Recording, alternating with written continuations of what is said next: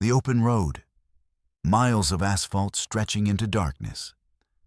For truck drivers, the highway is their office, their home, their entire world. But what happens when that world stops making sense? Tonight, you're about to hear 11 terrifying true stories from truckers who encountered things on America's highways that defy explanation. Phantom convoys that vanish into fog, rest stops that exist outside of time, and voices on the CB radio calling from decades in the past. The question is, after hearing what they went through, will you ever look at a dark highway the same way again? Buckle up, horror family, because once you're on this road, there's no turning back. You're alone on a deserted interstate at 3 a.m. Fog so thick you can barely see your own hood, and suddenly your mirrors fill with headlights. Dozens of them, rolling up behind you in perfect formation. But here's the thing. 30 seconds ago, there wasn't a single vehicle for miles. Would you speed up and try to outrun them? Or would you slow down and let whatever's behind you pass? I've been driving long haul for 23 years, and I thought I'd seen everything the road had to offer. Weird weather, stranger people, dangerous situations that made my heart pound until I could taste copper in my mouth. But nothing, and I mean absolutely nothing, prepared me for what happened on Interstate 80 through Nebraska on a cold October night in 2023. That night changed something fundamental in me. Made me question what's real and what's just waiting out there in the dark. Watching us roll by in our big rigs, completely unaware that we're not alone. It started normal enough. I was hauling refrigerated goods from Denver to Chicago, running about 2 hours behind schedule because of construction delays in Colorado. The dispatcher was on my ass about delivery times. So I'd pushed through my usual stop in North Platte and decided to make up time on the empty stretch between there and Grand Island. Anyone who's driven I-80 through Nebraska knows what I'm talking about. It's flat, straight, and mind-numbingly boring, especially at night. The kind of road where you have to actively fight to stay alert because there's nothing to look at except darkness and the occasional reflective mile marker catching your headlights. Around 2:47 a.m., I noticed the fog rolling in.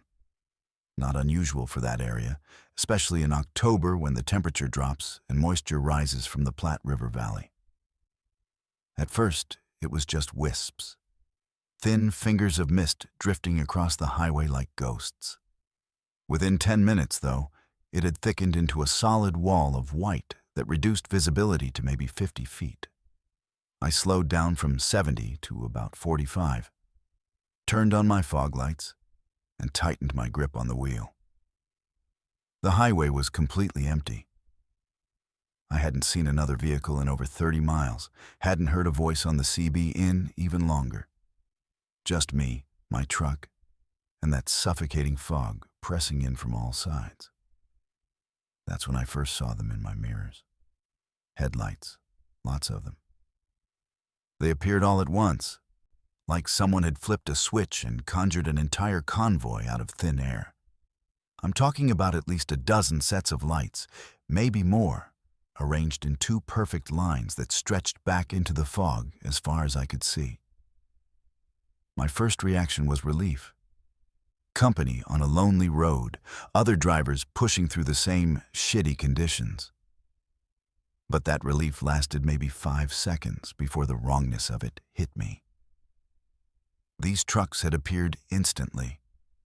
There'd been nothing behind me. I'd been checking my mirrors religiously because of the fog, and then suddenly they were just there. Rolling up fast, closing the distance between us with unnatural speed. I grabbed my CB radio, switched to channel 19, and called out. "Hey, convoy behind me on eastbound 80, y'all came out of nowhere. Couldn't see you back there until just now." "What's your 20? Nothing but static. I tried again. "This is westbound. Sorry, eastbound traffic, anyone copy? More static, but this time there was something underneath it. Voices, maybe, but distant and distorted, like a radio signal from very far away or very long ago. The hair on my arms stood up. I checked my mirrors again, and that's when I noticed the trucks themselves weren't right. Even through the fog, I could make out their shapes, and they were wrong. Old. These weren't modern freight liners or Peterbilts with aerodynamic cabs and LED lights. These were cab-overs, the kind they stopped making in the early 80s. Square, boxy things with flat fronts and those distinctive old-style headlights. The fog seemed to cling to them differently than it clung to my truck, swirling around their shapes in patterns that didn't match the wind direction. And there was something else. No company logos, no dot numbers visible on the doors, nothing to identify who they were or what they were hauling. Just weathered, rust-streaked metal that looked like it had been sitting in a junkyard for decades. They maintained their distance behind me, maybe 100 feet back, moving in perfect synchronization. Every time I slowed down, they slowed down. When I sped up slightly to test them, they matched my speed exactly. The formation never broke, never wavered. It was like watching a military convoy, except these trucks looked like they'd been dragged out of history and dropped onto a modern highway. My speedometer read 45. My GPS showed I was making normal progress. But something about the way the fog moved and the way those lights stayed locked in position made me feel like I wasn't actually going anywhere at all. I tried the CB again. This time when I keyed the mic, the static erupted into something that made my blood freeze. Screaming. Not horror movie screaming, but the genuine sounds of people in mortal terror. Men's voices, distorted and distant, crying out in panic and pain. Then came the unmistakable sounds of metal crunching, glass shattering, and beneath it all, a low roar like fire. The transmission lasted maybe 10 seconds before cutting back to dead static. My hands were shaking so badly, I nearly dropped the mic. I knew those sounds. Every trucker knows those sounds. That was a major accident, a pileup, the kind that makes the national news. I punched the GPS, zooming out to see what was around me. According to the map, I was approaching mile marker 279, about 15 miles west of Grand Island. I grabbed my phone. No signal, of course, because this stretch of 80 is notorious for dead zones. But I downloaded offline maps. I pulled up the location history, satellite view, anything that could tell me what I was dealing with. That's when I saw it. Right at mile marker 279, there was a memorial marker noted on the map. I zoomed in, tried to read the tiny text description. Multi-vehicle accident site, October 15th, 1979. 14 fatalities. October 15th. I glanced at my dashboard clock. October 15th, 3:04 a.m., the anniversary, to the day, almost to the hour, if the accident had happened in the early morning. My throat went completely dry. I looked in my mirrors again, and the convoy was closer now. Much closer, close enough that I could see the driver's compartments. They were empty. Every single cab I could make out had nobody behind the wheel. The trucks were driving themselves, rolling down the highway in perfect formation, following me through the fog toward the exact spot where they'd all died 44 years ago. The fog grew thicker, so thick I could barely see the road ahead. My dashboard lights began flickering in a steady rhythm that matched the flashing of the headlights behind me. The temperature inside my cab plummeted. I could see my breath misting in front of my face, despite the heater running full blast. The GPS started glitching, the screen showing my position jumping back and forth along the highway, as if I was existing in multiple places simultaneously. And those sounds on the CB kept coming in waves. Voices calling for help, the shriek of metal, the roar of flames. over and over, like a recording stuck on repeat. Mile marker 279 loomed out of the fog ahead, and I knew with absolute certainty that I didn't want to be on this highway. When those phantom trucks reached their destination, I slammed the accelerator, pushing my rig up to 60 despite the conditions, logic, and safety abandoning me in favor of pure survival instinct. The convoy matched my speed, those antique trucks somehow keeping pace, their empty cabs boring into my mirrors like accusing eyes. The memorial marker flashed past on my right, a simple white cross with faded plastic flowers, and the moment I crossed that exact point, everything changed. The fog vanished, not gradually, not thinning out, but gone in an instant like someone had torn away a curtain. The highway stretched clear and empty ahead of me, stars visible overhead, my headlights illuminating normal pavement. I checked my mirrors with my heart hammering so hard I thought I might pass out. Nothing. The convoy was gone. No lights, no trucks, no fog. Just empty road stretching back into darkness. The temperature in my cab normalized immediately. My dashboard lights stopped flickering. The CB went silent, except for normal static. I pulled over at the next rest area, my hands still shaking too badly to drive safely. It took me 20 minutes and 3 cups of truck stop coffee before I could even think about getting back on the road. I spent that time researching the 1979 accident on my phone. 14 trucks in a massive pileup caused by sudden fog and black ice. The lead truck had lost control, and the convoy behind him, they'd been traveling together, all hauling for the same freight company that went bankrupt in 1983. Couldn't stop in time. All 14 drivers died, most burned to death in their cabs. The company trucks were vintage Kenworth cabovers, discontinued in 1982. Rust red with white trailers. No logos because the company painted over them when they started having financial trouble. I've driven I-80 through Nebraska probably 300 times since that night. Haven't seen them again. But every time I approach mile marker 279, especially if there's fog, my hands grip the wheel a little tighter. My eyes check the mirrors a little more frequently, and I make absolutely sure I'm past that spot before 3:04 a.m. hits, because now I know something that keeps me awake on long, lonely nights. The road doesn't forget, and some drivers never really leave it. They're still out there, rolling through the darkness, stuck in the worst moment of their lives, driving the same stretch of highway for eternity. And on the right night, at the right time, they're looking for company on that final, terrible run. If you're part of the Verified Fears family, you understand that the scariest stories are the ones that stay with you, the ones that make you look twice at empty roads and wonder what's really out there.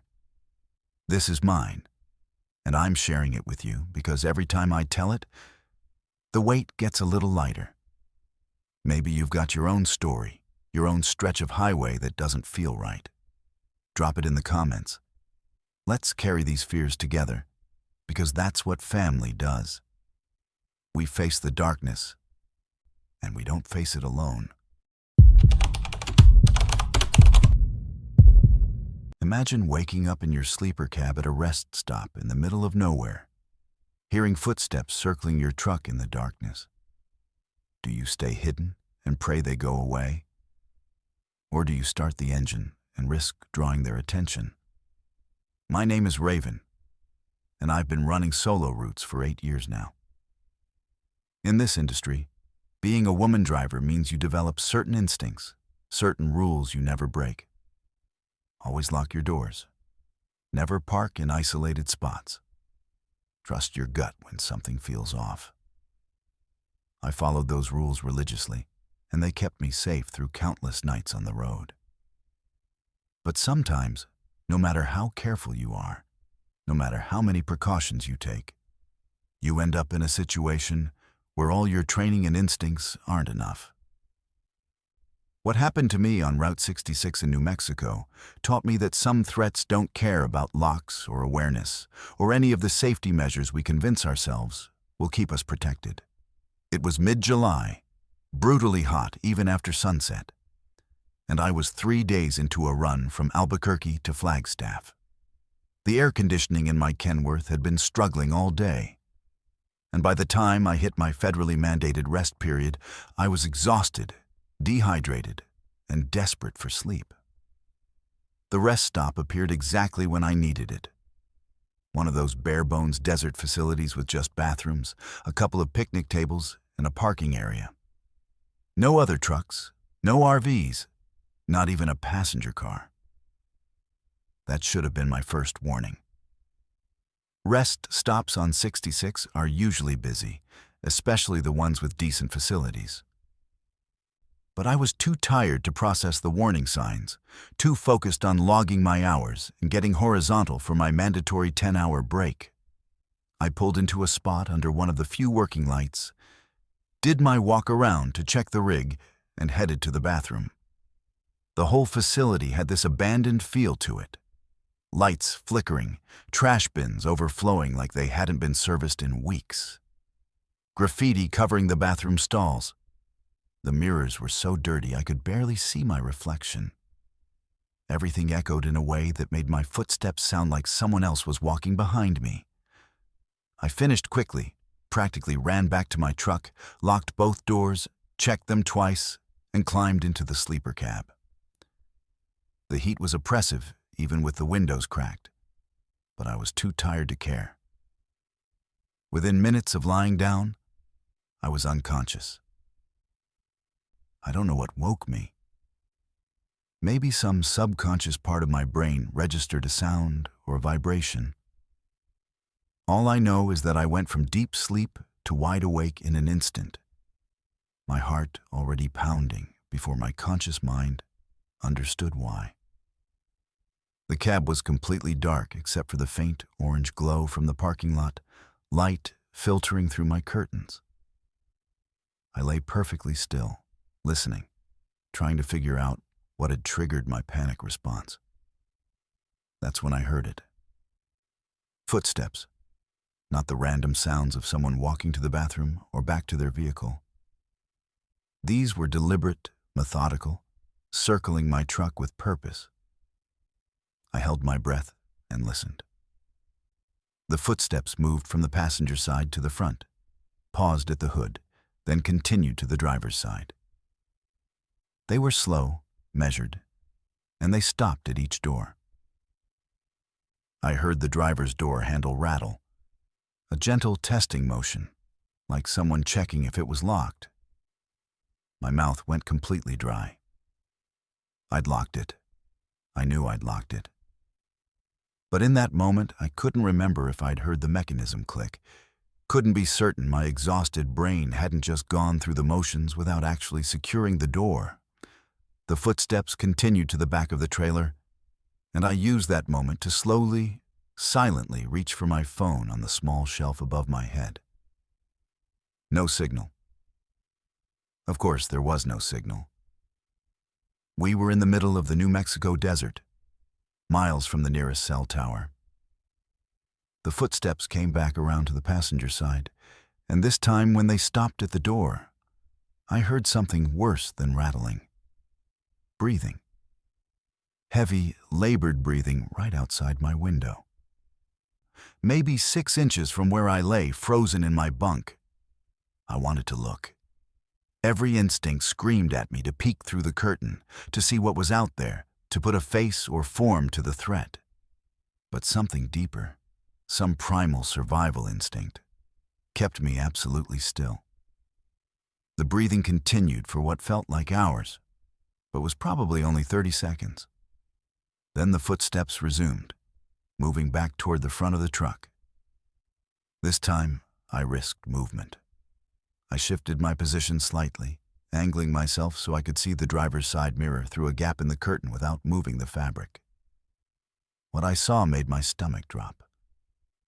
There was a figure standing near the front of my truck, illuminated by the sickly orange parking lot light. At first, I couldn't make out details. Just a human shape, average height, wearing what looked like old clothing. But as I watched, the figure moved, and the motion was all wrong. It jerked and twitched, limbs moving at odd angles like a marionette controlled by someone who didn't quite understand how human bodies work. The head tilted too far to one side, then snapped back to center with an unnatural speed. The figure started circling again, and this time I could track its movement through my mirrors. Each time it passed through the light, I caught more details. The clothing was definitely outdated. Looked like something from the 70s or 80s, brown and weathered and stained with things I didn't want to identify. The face, when I finally got a glimpse of it, was wrong in ways I still can't fully articulate. The features were human but distorted, like a photograph that had been stretched and warped. The eyes reflected the orange light with a shine that reminded me of animal eyes caught in headlights. It, and I'd started thinking of it as it rather than he or she, because whatever this was didn't move like any person I'd ever seen. Completed another full circle around my truck. This time, when it reached the driver's door, it didn't just test the handle. It pulled. Hard. The whole truck rocked slightly with the force of it. I bit down on my hand to keep from making a sound. The door held, the lock mechanism doing its job. But the pulling continued with increasing violence. The figure yanked on the handle over and over, each pull harder than the last, and I could hear something that might have been breathing or might have been growling, a low guttural sound that vibrated through the metal of the truck. I made a decision. Staying here wasn't an option anymore. Whatever this thing was, it was getting more aggressive, more determined to get inside. My keys were in the ignition. I always left them there for quick departures and emergencies. And if I could get to the driver's seat, start the engine, and get moving before it could react, I might have a chance. The alternative was lying in the sleeper cab like a trapped animal, waiting for it to either give up or find a way inside. And based on how hard it was pulling on that door, I didn't think it was going to give up. I counted to 3 in my head, gathering every ounce of courage I had. On 3, I exploded into motion. I threw back the curtain separating the sleeper from the cab, launched myself into the driver's seat, turned the key, and felt the blessed rumble of the diesel engine roaring to life. The dashboard lights illuminated, and in that moment of brightness, I saw the figure standing directly in front of my truck, staring through the windshield at me. Its face was inches from the glass, and now I could see it clearly. The skin was gray and papery, the mouth too wide, stretched into something that might have been a smile but looked more like a wound. The eyes were completely black, no whites at all, just endless darkness that seemed to pull at me even through the barrier of glass and distance. Then it moved, not away, but up, scrambling onto the hood with that same jerking, unnatural motion I'd seen before. It crawled toward the windshield, one hand slapping against the glass hard enough to crack it, reaching for me, that too wide mouth opening impossibly wider. I screamed, couldn't help it, and slammed the truck into gear. The sudden lurch forward should have thrown it off, but it clung to the hood, still reaching, still trying to get to me through the windshield. I floored the accelerator, not caring about speed limits or safety or the fact that I was supposed to be on my rest period. The truck picked up speed, 20, 30, 40 miles per hour through the rest stop parking lot. The figure held on, pressed flat against the hood now, fingers scrabbling at the windshield, leaving long scratches in the glass. I cranked the wheel hard to the right, then back to the left, trying to shake it loose. On the second swerve, it finally lost its grip and tumbled off, rolling across the pavement in a tangle of limbs that bent in directions limbs shouldn't bend. I didn't slow down. I crashed through the rest stop exit without even checking for traffic. There wasn't any. And got back on Route 66, going 60 miles per hour before I even thought about breathing. My mirrors showed the rest stop receding behind me, the orange lights getting smaller and smaller. I couldn't see the figure anymore, couldn't see anything moving in that empty parking lot. But I swear, just before the rest stop disappeared completely from view, I saw something standing at the edge of the light, watching me go. I drove for 2 straight hours before I felt safe enough to stop. And when I finally did, it was at a busy truck stop with dozens of other rigs and bright fluorescent lights everywhere. I inspected the hood and windshield in the harsh light. The windshield had a crack running diagonally across it. And there were scratches, deep ones that looked like they'd been carved with something sharp. The hood had dents and what looked like handprints pressed into the metal with enough force to leave permanent impressions. I reported it to the police as a potential assault, but they didn't take it seriously. Said it was probably just some vagrant or drug addict, dismissed the scratches and dents as normal wear and tear I was misremembering as connected to the incident. They certainly didn't believe my description of how the person moved or what their face looked like. I didn't push it. How could I? I barely believed it myself. But I know what I saw. I know what circled my truck in that deserted rest stop on Route 66. And I know that every time I'm forced to park somewhere isolated, somewhere dark and empty, I check my locks 3 times instead of 2, and I sleep with my keys in my hand and one eye on the mirrors. Because whatever that thing was, it wasn't unique. There are rest stops all over this country that nobody uses, that drivers avoid without really knowing why. Places where the lights flicker and the shadows move wrong, and something waits for trucks to park in the darkness. If you're out there driving, if you're reading this and nodding because you felt that same wrongness at certain stops, drop a comment. Let the Verified Fears family know where these places are. Maybe together we can map the danger zones, warn each other, keep each other safe. Because out here on the road, we're all we've got. And sometimes sharing our nightmares is the only way to survive them. What if your CB radio picked up a distress call from a driver describing your exact location, your exact situation? But the transmission was coming from 30 years in the past. Would you respond knowing it's impossible? Or would you listen as history repeats itself around you? I need to tell you about something that happened to me last September on Highway 93 through Montana. Something that's kept me awake more nights than I can count. I'm a logical person. I believe in science, in rational explanations, in the concrete reality of what we can see and measure. But what I experienced on that lonely stretch of highway challenged everything I thought I understood about time, reality, and the nature of the road itself. I've tried to explain it away, tried to convince myself there was some reasonable cause, but the facts don't lie. And the evidence is still sitting in my glove compartment, impossible and undeniable. It was a Thursday night, around 11 p.m., and I was running a load of electronic equipment from Missoula toward the Canadian border. Highway 93 through Montana is beautiful during the day.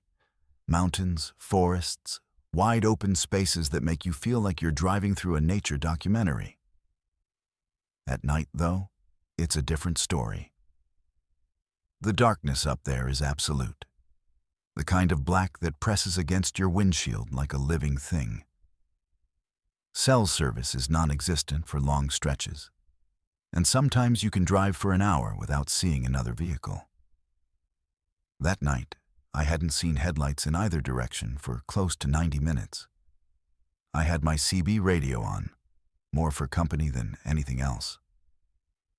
The static was soothing in a weird way. Proof that the equipment worked even if nobody was using it.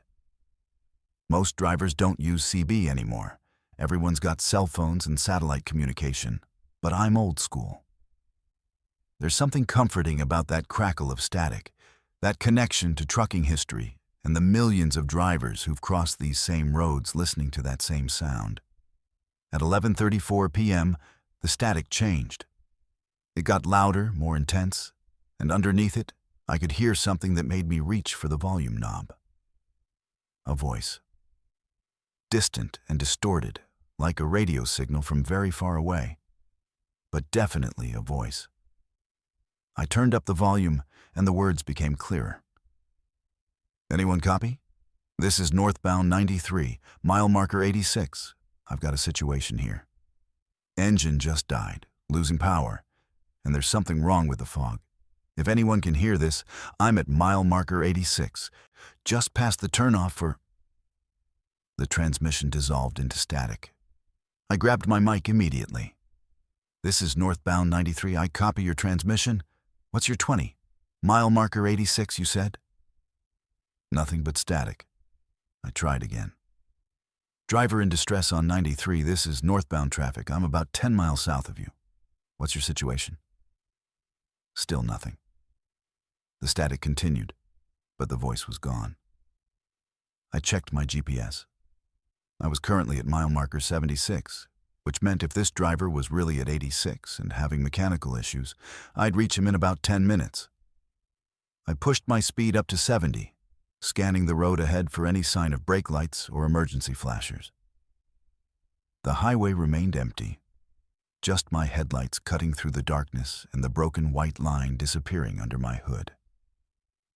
Then, at exactly 11:41 p.m., the voice came back, getting thicker. Can't see more than a few feet now. This isn't normal fog. Something's wrong with it. If anyone's hearing this, stay away from mile marker 86. Don't stop. Whatever you do, don't... Static again, but this time there was something underneath it. A sound that might have been wind or might have been breathing, low and rhythmic and wrong. My hands tightened on the wheel. The fog he was describing. I wasn't seeing any fog. The night was clear, stars visible overhead, visibility perfect. But something about his voice, the genuine fear in it, made my skin crawl. I was at mile marker 79 now, getting closer. I tried the radio again. Driver at 86, if you can hear me, I'm 5 minutes out. Stay with your vehicle, keep your doors locked. I'm coming to assist. The response came immediately, but it wasn't directed at me. It's at the window. Oh God, it's looking at me. I can't see what it is through the fog, just a shape. But it knows I'm in here. It's scratching at the glass. Why isn't anyone responding? Is anyone out there? This is mile marker 86, Highway 93, November 12th, and something is trying to get into my truck. His voice broke on the last word, terror making it almost unrecognizable as human speech. November 12th. He'd said November 12th, but it was September 18th. I looked at my dashboard calendar to confirm, but I already knew what it would say. September 18th, 2024. My brain started working overtime, trying to make sense of what I was hearing. A recording somehow playing over CB frequencies? But CB doesn't work like that. It's real-time communication, not a broadcast system. A prank? But the fear in that voice was real, and pranks don't usually include specific dates that don't match current reality. Mile marker 82. 3 miles to go. The voice came again, weaker now, almost sobbing. Please, if anyone can hear this, tell my wife I love her. Tell Sarah I'm sorry. It's breaking through the glass. I can hear it cracking. This is driver's license number MT4421788, vehicle registration. A sound of shattering glass cut through the transmission, followed by screaming. Not the quick scream of surprise, but prolonged, agonized screaming that went on for 15 seconds before cutting off abruptly. Then nothing. Just static. I was at mile marker 84, And that's when I saw it. Fog. Thick, unnatural fog that appeared like a wall across the highway, starting exactly at what I could now see was mile marker 85. It hadn't been there 30 seconds ago. The road had been clear, but now it stretched across both lanes. Dense and white and somehow wrong in a way I couldn't articulate. It didn't move like fog should move. It held its position like a curtain, waiting. Every instinct I had screamed at me to slow down, to stop, to turn around. But I couldn't. That driver, whoever he was, had been calling for help. Even if the transmission was old, even if it made no sense, I had to check mile marker 86. I had to know. I eased off the accelerator, dropping to 40 miles per hour as I approached the fog bank. My headlights barely penetrated it, reflecting back at me like I was shining them at a white wall. I entered the fog at mile marker 85, and the world changed. The temperature dropped instantly, my breath fogging inside the cab despite the heater running. The visibility went to almost nothing. I could barely see 10 feet ahead. The dashboard lights flickered, and my radio erupted with static so loud I had to turn the volume down. Under the static, I could hear voices. Multiple voices now, overlapping, all describing similar situations. Engine trouble, fog, something approaching, calls for help that went unanswered. Mile marker 86 appeared through the fog, and I almost missed it because I was staring at what was illuminated in my headlights just beyond it. A truck, an old Peterbilt, late 1980s model by the look of it, parked on the shoulder with its emergency flashers on. The paint was faded, the chrome rusted, and vegetation had grown up around the tires like it had been sitting there for years. The driver's side window was shattered, glass scattered across the ground, and the door hung open at an odd angle. I pulled over behind it, every hair on my body standing on end. This was wrong. This was all desperately wrong. But I grabbed my flashlight and my tire iron and stepped out of my cab. The fog swirled around me, cold and damp, and the silence was absolute except for the idle of my own engine. I approached the abandoned truck slowly, flashlight beam cutting through the fog. The cab was empty, but showed signs of violence. The steering wheel was bent, the seat torn, and there were scratches on the inside of the doors, like someone had tried desperately to claw their way out. On the passenger seat, I found a logbook. I picked it up with shaking hands and opened it to the last entry. The handwriting was shaky. Panicked. November 12th, 1995. Mile marker 86. Engine died. Fog came. Called for help, but nobody answered. Something in the fog. It sees me. It knows I'm here. 1995. 29 years ago. I stood there in the fog, holding a logbook from a truck that had been abandoned for nearly 3 decades, and my radio crackled to life in my truck behind me. The voice came through clear now. No static, like the speaker was standing right next to me. You should have stayed away. You should have kept driving. Now you're here at mile marker 86, and the fog knows you're here too. I ran. I'm not proud of it. But I dropped that logbook and ran back to my truck, threw myself into the cab, and slammed the door. The fog pressed against my windows, and for a moment, just a moment, I saw shapes moving in it. Not human shapes, but something else. Something that moved with purpose and intelligence. I put the truck in gear and floored it, not caring about the fog or visibility or anything except getting away from mile marker 86. The fog released me at mile marker 87, just disappeared like it had never been there. I drove straight through to the Canadian border without stopping, my hands shaking on the wheel the entire time. When I got to the border station, I asked the agent if he knew anything about Highway 93, mile marker 86, Any accidents or incidents there? He gave me a strange look and said, yeah, actually, there had been several unexplained disappearances over the years. Trucks found abandoned, drivers never located. The last one was back in 1995. I went to the Montana Highway Patrol the next day with the story. They listened politely and told me there was indeed a cold case from November 1995, a driver named Michael Patterson who vanished on Highway 93. His truck was found at mile marker 86, abandoned, driver's side window shattered. He was never found. They showed me his license photo, and I recognized the voice somehow. Just from hearing him scream over the radio, I knew that was the man who'd been calling for help that night. Here's the thing that still haunts me. I recorded the radio transmissions on my phone. When I played them back, they were there, clear as day.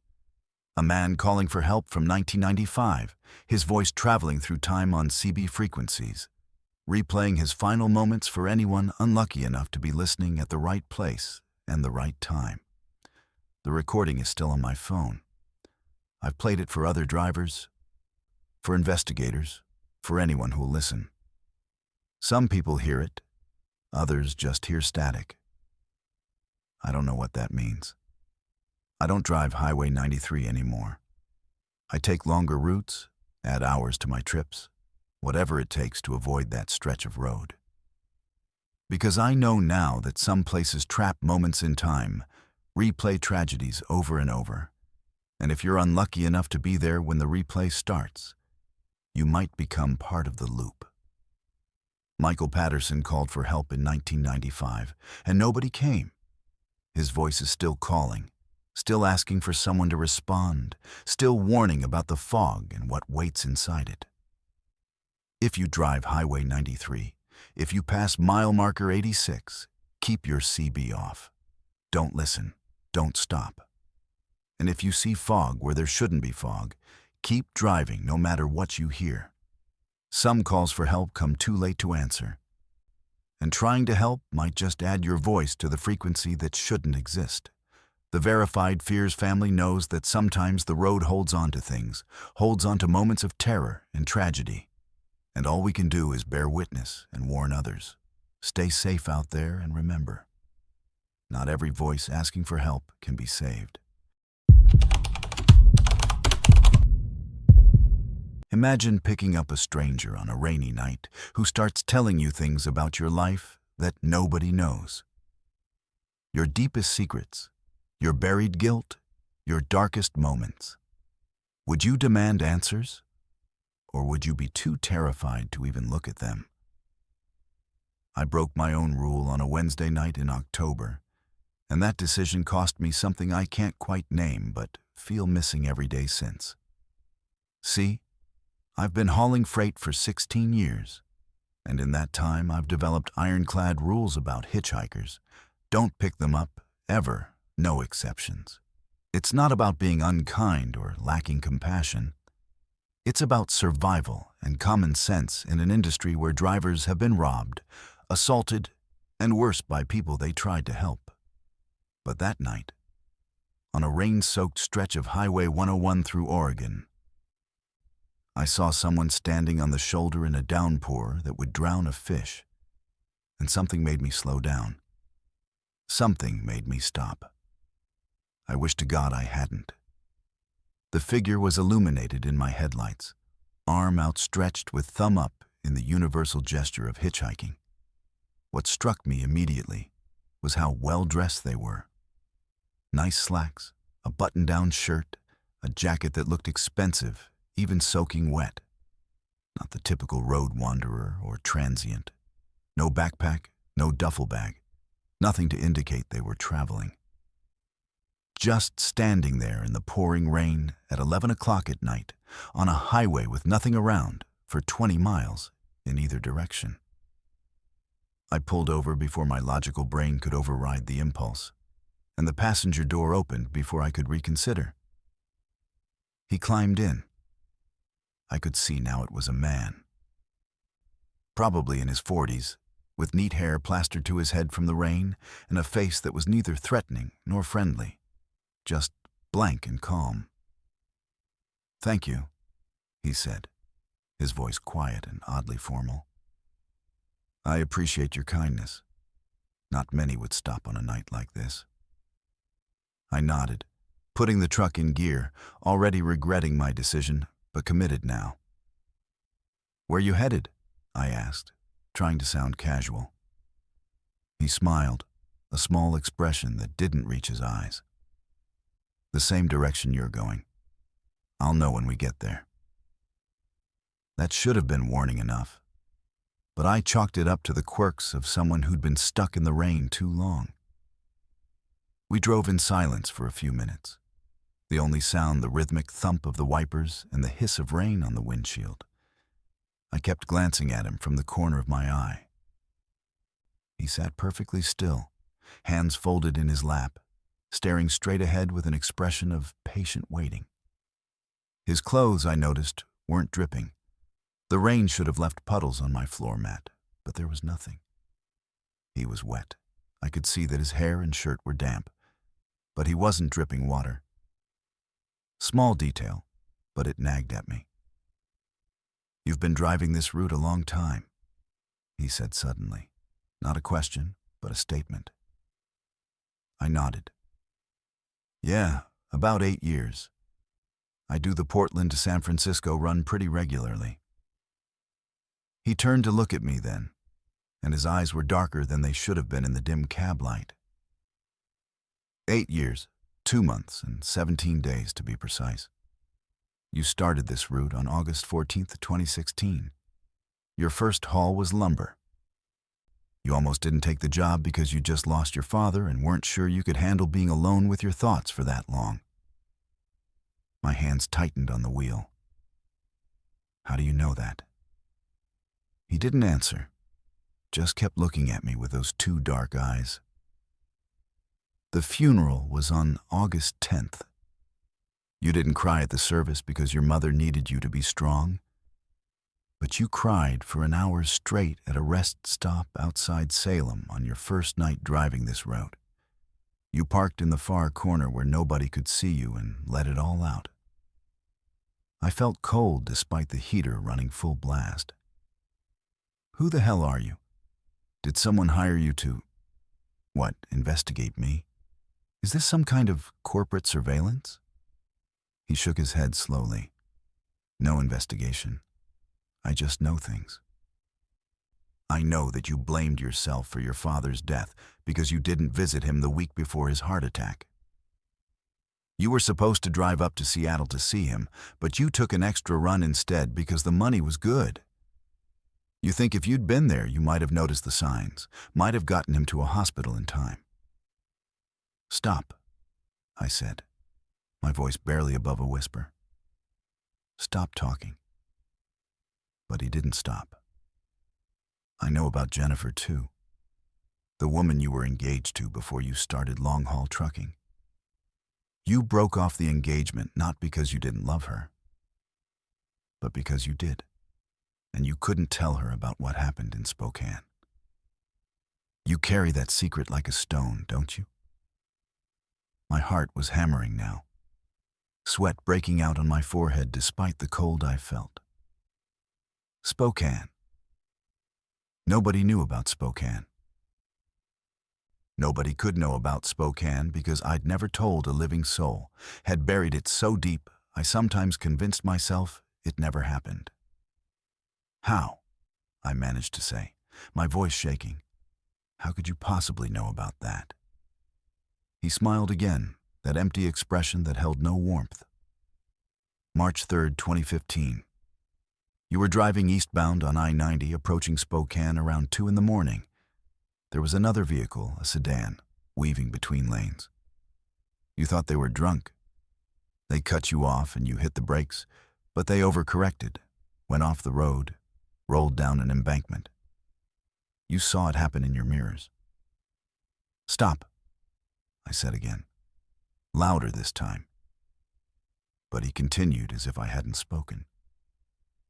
You slowed down, almost stopped. You had your hand on the CB radio, ready to call it in. But then you thought about the investigation, the delays, the questions about whether you were following too close or driving too fast. You thought about your record, your insurance, your job. So you kept driving. You told yourself someone else would see it, would call for help. But that stretch of highway was empty. Nobody else came along until morning, and by then the driver of that sedan was dead. Died from injuries that might have been survivable if someone had called for help immediately. I was shaking now, both hands gripping the wheel so hard my knuckles were white. You need to get out. I don't know what kind of game this is, but you need to get the hell out of my truck right now.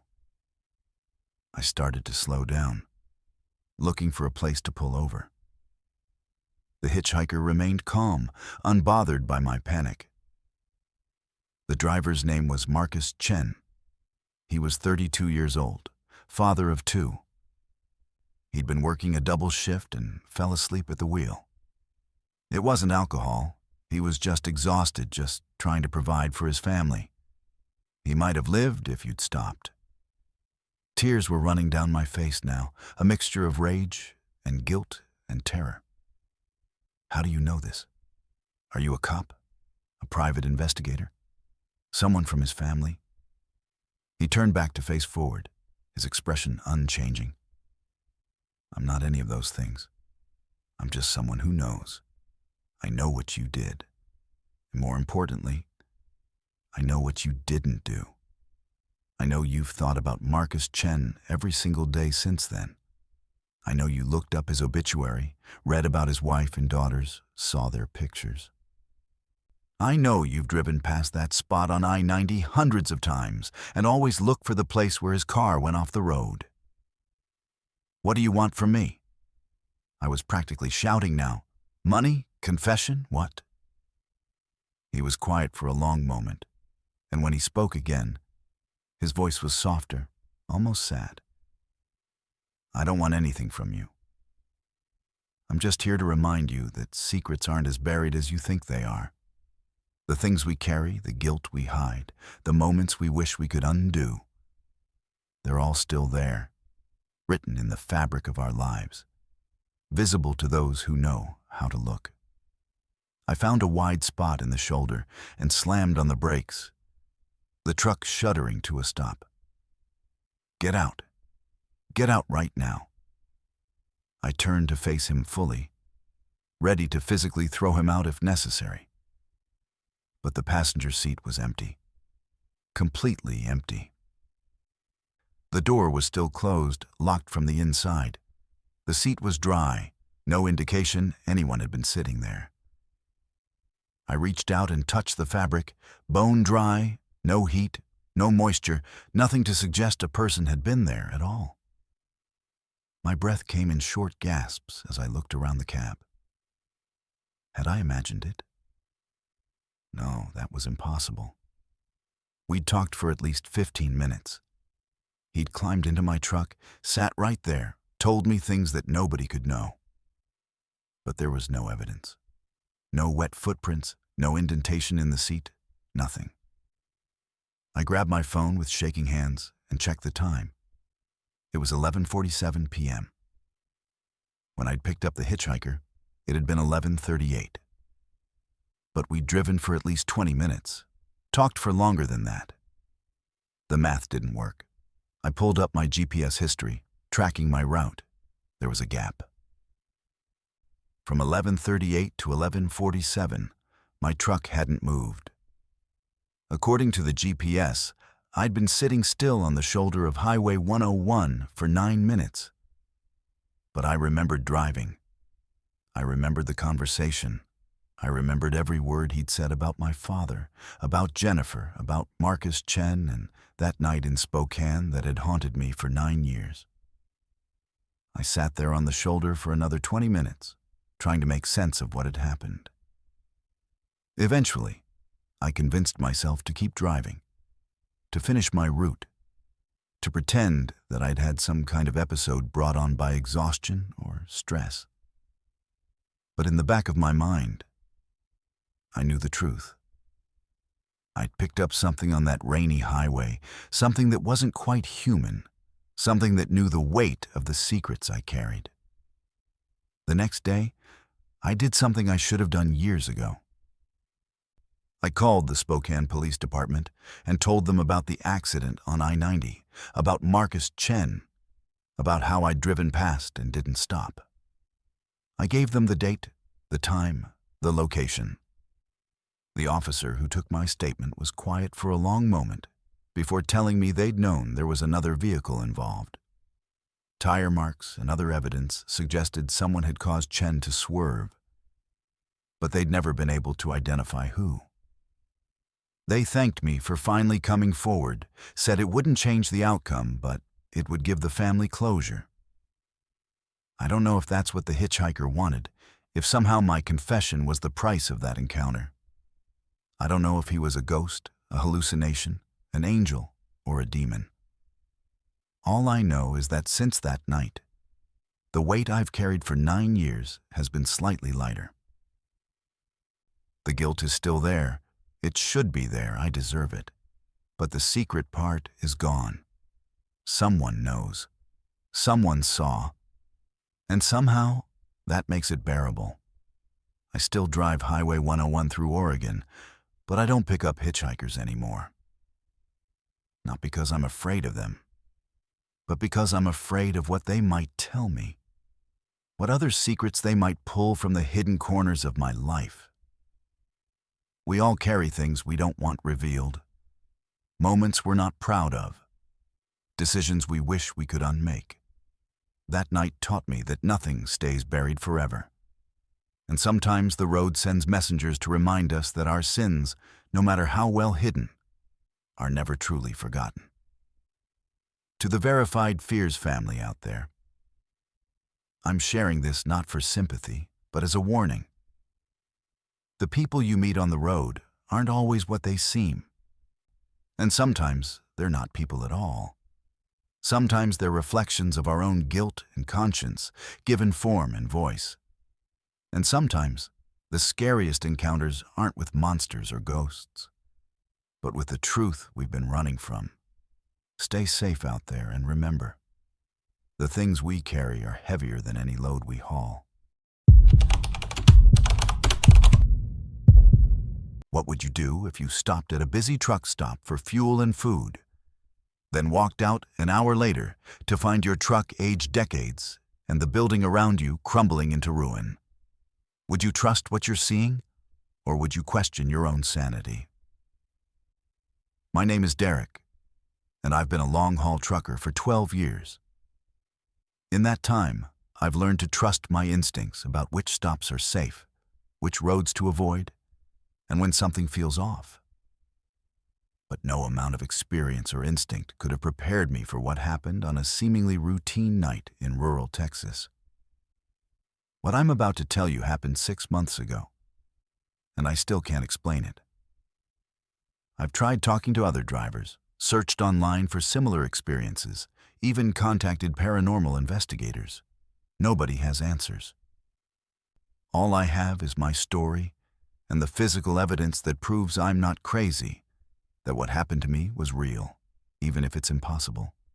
It was late June, around 9:30 at night, and I was hauling automotive parts from Houston toward Amarillo on Highway 84. The heat had been oppressive all day, even with the AC running full blast, and by the time the sun set, I was exhausted, hungry, and running low on fuel. I'd been planning to stop in the small town of Snyder, but my GPS showed a truck stop about 20 miles before that, right off the highway. Perfect timing. I could fuel up, grab some food, maybe stretch my legs for 20 minutes before pushing on. The truck stop appeared exactly where the GPS indicated, well lit and busy. I could see at least a dozen other big rigs in the lot, several passenger cars at the fuel pumps. And through the large windows, I could make out people moving around inside the convenience store and restaurant. The sign read, Longhorn Travel Plaza, in big red letters. with a smaller sign below advertising diesel, showers, and hot food 24 hours. It looked like every other truck stop I'd been to across Texas. Generic, clean, functional. Nothing remarkable about it at all. I pulled into a parking spot away from the pumps, planning to fuel up after I ate. The lot was busy but not crowded, and I found a space easily near the back. I did my usual routine, locked the cab, pocketed my wallet and phone, stretched my back. The air outside was still warm but pleasant compared to the daytime heat. I could hear the normal sounds of a truck stop. Diesel engines idling, the beep of fuel pumps, distant conversation, the hiss of air brakes. Everything was perfectly, completely normal. Inside, the place was busy. Drivers sat at the counter and in booths, eating and talking. The smell of coffee and fried food filled the air. A bored-looking teenager worked the cash register while an older woman waited tables. Fluorescent lights buzzed overhead. Country music played from speakers I couldn't see. I grabbed a seat at the counter, ordered a burger and fries and coffee, and settled in to eat. The food came quickly. Nothing special but hot and filling. I ate slowly, checked my phone for messages, watched a baseball game on the TV mounted in the corner. I was there for about 50 minutes total. Ate my meal, used the restroom, bought a couple of energy drinks and a bag of chips for the road. Paid cash. I remember this clearly because the register was slow and the teenager had to count out my change twice. The total was $23.67. I left a $3 tip for the waitress and headed back outside, feeling refreshed and ready for the next leg of the drive. The parking lot was different. That was the first thing I noticed.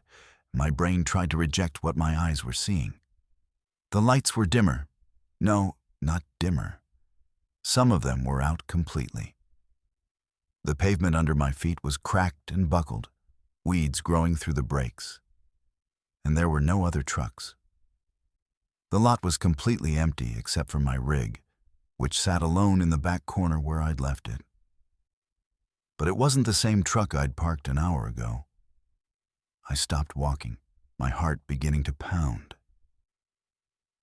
My truck, my nearly new 2023 Freightliner Cascadia that I'd bought just 8 months earlier, looked like it had been sitting abandoned for years. The paint was faded and peeling, rust spreading across the hood and doors. The chrome bumper was corroded and dull. The tires were flat, vegetation growing up around them. The windshield was so dirty and weathered, I couldn't see through it. And there was dust. Thick layers of dust coating every surface, the kind that accumulates over years, not minutes. I turned around slowly, looking back at the truck stop. The building was dark, not closed for the night dark, but abandoned dark. Windows were broken. The glass doors I'd just walked through were boarded up with weathered plywood. The Longhorn Travel Plaza sign was still there, but the lights were off. The letters faded and several missing entirely. Graffiti covered the lower walls. The fuel pumps were gone, not removed, but gone, with only rusted concrete pads showing where they'd been. The parking lot was a maze of cracks and potholes, and in the distance, I could see the highway, but it looked wrong, overgrown, less traveled. I stood there trying to process what I was seeing, my mind racing through explanations. Had I been drugged? Was I having a stroke? Was this some kind of elaborate prank? But the evidence was everywhere, undeniable and consistent. This place was abandoned, had been abandoned for years. And yet, I'd just been inside. Just eaten a hot meal. Just paid a teenager for food that had been cooked in a functioning kitchen. I pulled out my phone with shaking hands. The time showed 10:32 p.m., about right for how long I'd been inside. But the date. The date was wrong. It said June 28, 2024, same as when I'd gone inside. I opened my GPS app, and it showed my location as the same truck stop. But when I zoomed out to satellite view, the image showed an abandoned building, exactly like what I was seeing now. I checked my call history, my messages, anything to anchor myself in time. Everything on my phone said it was June 28th, 10:32 p.m. But the world around me looked decades older. I approached my truck slowly, almost afraid to touch it. The driver's door was locked. I could see my key fob still worked because the locks clicked when I pressed the button.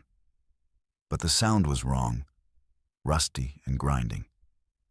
I pulled the door open and it creaked on corroded hinges. The interior was covered in dust. The seats cracked and faded, the dashboard weathered and sun-damaged. But my belongings were still there. My logbook, my travel mug, the air freshener I'd hung from the mirror just 2 days ago. All there, all aged and weathered like everything else. I climbed into the cab and tried the ignition. The engine turned over after several attempts, coughing and sputtering before settling into a rough idle. The fuel gauge showed 3/4 full, exactly what it had shown when I parked. The odometer reading was the same. Everything about the truck's systems indicated only an hour had passed. But the physical deterioration told a different story entirely. I didn't know what else to do, so I drove. I pulled out of that abandoned parking lot and got back on Highway 84, heading toward Amarillo like I'd planned.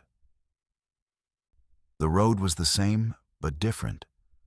More worn, less maintained, with stretches that looked like they hadn't seen repair crews in years. I passed through Snyder 20 minutes later, and it looked normal. Modern, current. Buildings I recognized, traffic, lights. I pulled into a legitimate truck stop, one I'd been to before. And the date on their pumps and inside the store confirmed it was still June 28th, 2024. I spent 3 hours at that stop, cleaning years of accumulated grime off my truck. It took industrial degreaser and serious elbow grease, but slowly I restored it to something approaching its normal appearance. The rust was superficial. Underneath, the metal was sound. The tires weren't actually flat. They just looked that way under all the dirt. The interior cleaned up with leather conditioner and patience. By 2 in the morning, my truck looked mostly normal again, though there were signs of the aging that I couldn't fully erase. Tiny rust spots, a crack in the windshield that hadn't been there before, a general weathering that shouldn't exist on an 8-month-old vehicle. I reported the abandoned truck stop to the Texas DOT the next day. The coordinates I gave them showed an empty lot. No building, no pumps, no pavement, just bare land that had never been developed. They were polite but clearly thought I was confused about the location. I insisted, sent them photos from my phone, but the photos showed the same thing their records did. An empty field. The Longhorn Travel Plaza didn't exist, had never existed according to every database I checked. Except, I have the receipt.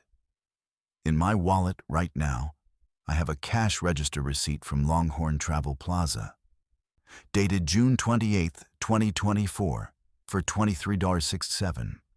The paper is yellowed and brittle like it's decades old. The ink faded, but still readable. I've had it examined by a document expert who confirmed the paper stock and printing method are from the 1980s or early 1990s. But it's dated 2024, has current prices, and lists items that match exactly what I remember ordering. I've driven Highway 84 through that area a dozen times since then, always during the day, always alert for any sign of the Longhorn Travel Plaza. The location is just empty desert, a dirt turnoff that goes nowhere. But sometimes, late at night when I'm driving other routes, I'll see a truck stop in the distance that looks a little too bright, a little too busy, a little too perfect. And I keep driving because I learned something that night in Texas. Some places exist outside normal time. Some buildings are doorways to when and where they used to be. And if you're not careful, you can step through those doorways and lose more than just an hour. You can lose years, decades, maybe more. The aging on my truck has never fully gone away. Small reminders remain, the windshield crack that shouldn't be there, rust spots that keep appearing no matter how often I treat them, an odor in the cab that smells like decades of use despite the truck being less than a year old.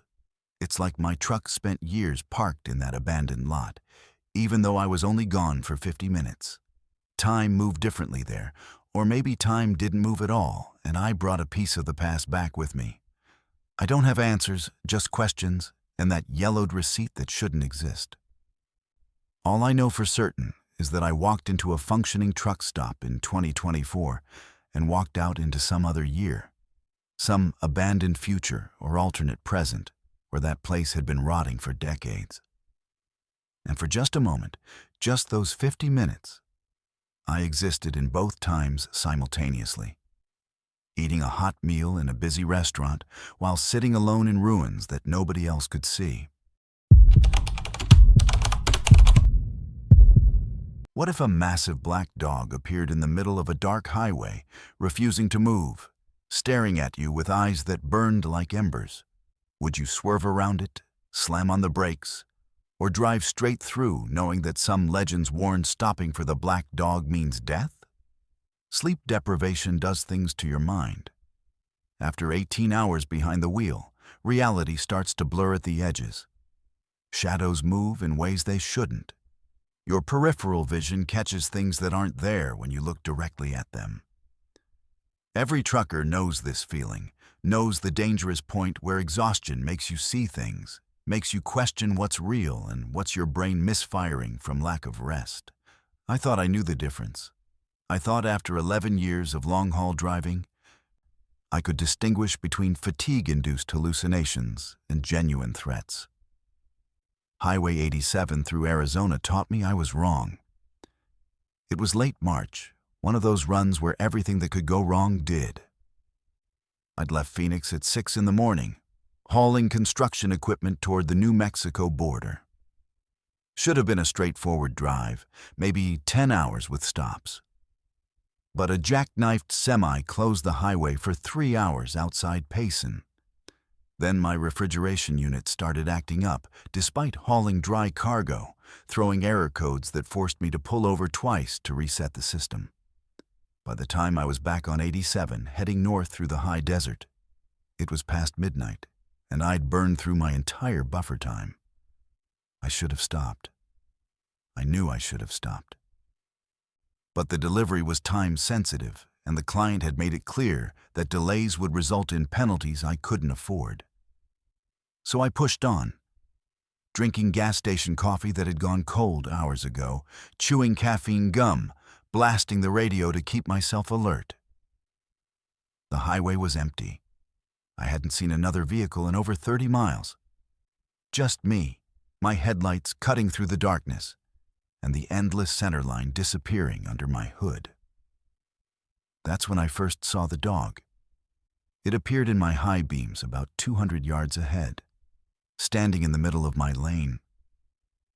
At first I thought it was a regular dog, maybe a stray or someone's pet that had wandered onto the highway. But as I got closer, still doing about 65 miles per hour, I realized the scale was wrong. This wasn't a normal dog. It was massive.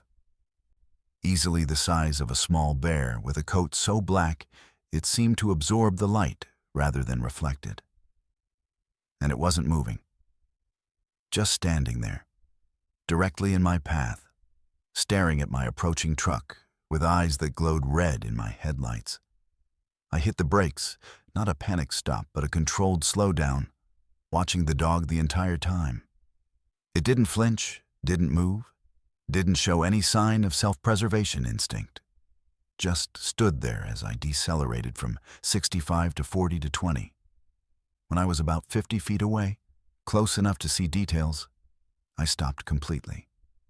The dog was unlike anything I'd ever seen. Its fur was long and matted, its body lean and muscular. The eyes that had glowed red now looked almost normal, but there was an intelligence in them that made my skin crawl. It was looking at me. Not just looking, studying me, evaluating me, making some kind of decision. I sat there with my foot on the brake, engine idling, trying to decide what to do. Horn it off the road? Wait for it to move? Back up and try to go around? The dog solved my dilemma by walking slowly off the highway, disappearing into the darkness beyond the reach of my headlights. I waited another 30 seconds to make sure it was gone, then carefully accelerated, keeping my eyes on the spot where it had vanished. Nothing. Just empty desert and darkness. 5 miles later, it was back. Same position, middle of the lane, same massive size, same glowing red eyes. My heart rate kicked up. This wasn't possible. I'd been watching my mirrors. Nothing had passed me, nothing could have gotten ahead of me. But there it was, forcing me to slow down again.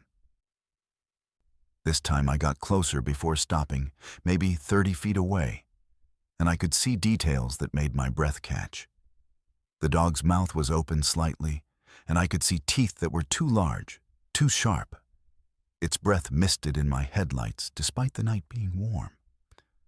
And it was still staring at me with that unnerving intelligence, like it knew exactly what it was doing. I leaned on the horn, a long, sustained blast that shattered the desert silence.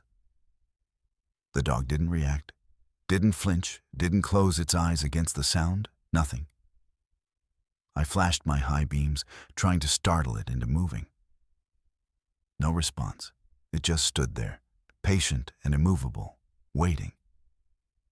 I felt anger rising through my fear. I didn't have time for this, didn't have the energy to deal with whatever this was. I revved the engine, inching forward, trying to intimidate it into moving. The dog held its ground until I was maybe 10 feet away, then casually walked off the highway again, disappearing into the darkness like it had never been there. The third appearance came 3 miles later, and this time my anger had shifted entirely to fear.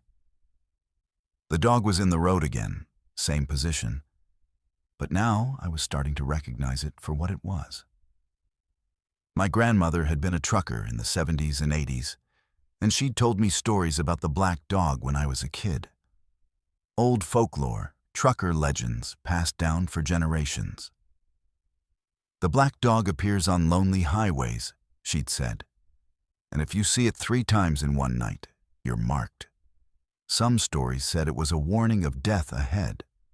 Others claimed it was death itself, following you, waiting for you to make a mistake. I'd always dismissed it as superstition, the kind of story drivers tell to scare rookies or pass time in truck stop diners. But here it was, appearing for the 3rd time, and suddenly those old stories didn't feel like folklore anymore. I was exhausted, more tired than I'd been in months, fighting to keep my eyes open and my mind focused. And this thing, this black dog that shouldn't exist, kept putting itself in my path, forcing me to stop, forcing me to stay alert and aware. Was it trying to kill me? Or was it trying to keep me from killing myself? I slowed down again, but this time I kept my distance, stopping a good 100 feet back. The dog remained in position, watching me. We stayed like that for almost a minute, predator and prey in some kind of standoff, though I wasn't sure which of us was which. Then something changed. The dog's posture shifted, its head tilting slightly, and I got the distinct impression it was satisfied with something. It turned and walked off the highway, but this time it didn't disappear immediately. It stopped at the edge of the darkness, turned back to look at me one final time, then vanished. I sat there shaking, my hands gripping the wheel so tight my fingers ached. Every instinct told me to turn around, find the nearest town, park somewhere with lights and people, and wait for sunrise.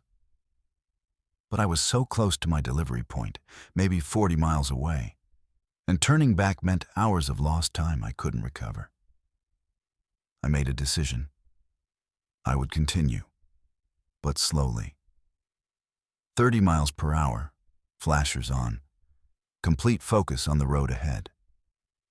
The dog didn't appear again. But I swear I could see it in my peripheral vision for the rest of the drive, keeping pace with my truck just beyond the reach of my headlights, running parallel to the highway like an escort or a guard. Every time I started to feel my eyes getting heavy, every time my attention began to drift, I'd catch a glimpse of movement in the darkness and snap back to full alertness. I made it to the delivery point at 4:30 in the morning, exhausted but alive. As I was backing up to the loading dock, one of the warehouse workers came out to guide me. After I'd parked and climbed down from the cab, he approached me with a concerned expression. "You okay, man? You look like you've seen a ghost?" I almost laughed at that. "Long drive," I said. "Barely made it." He nodded sympathetically. "Lucky you did make it. We just got word about a bad accident on 87, about 20 miles south of here. Happened around 1:30 this morning. Trucker fell asleep at the wheel, crossed the median, hit an RV head-on. 5 people dead, including the driver." The timing clicked in my head immediately. 1:30 in the morning, right around when I'd seen the black dog for the first time. 20 miles south, approximately where I would have been if I'd maintained my original speed, instead of being forced to slow down repeatedly. I drove 87 regularly after that night, sometimes during the day, sometimes at night. Never saw the black dog again. But I've talked to other drivers, shared the story in truck stops and online forums, and the responses I get tell me I'm not alone. The black dog has been seen by hundreds of drivers over the decades, maybe thousands. Some describe it exactly as I did. Massive, black as coal, red eyes that glow in the headlights.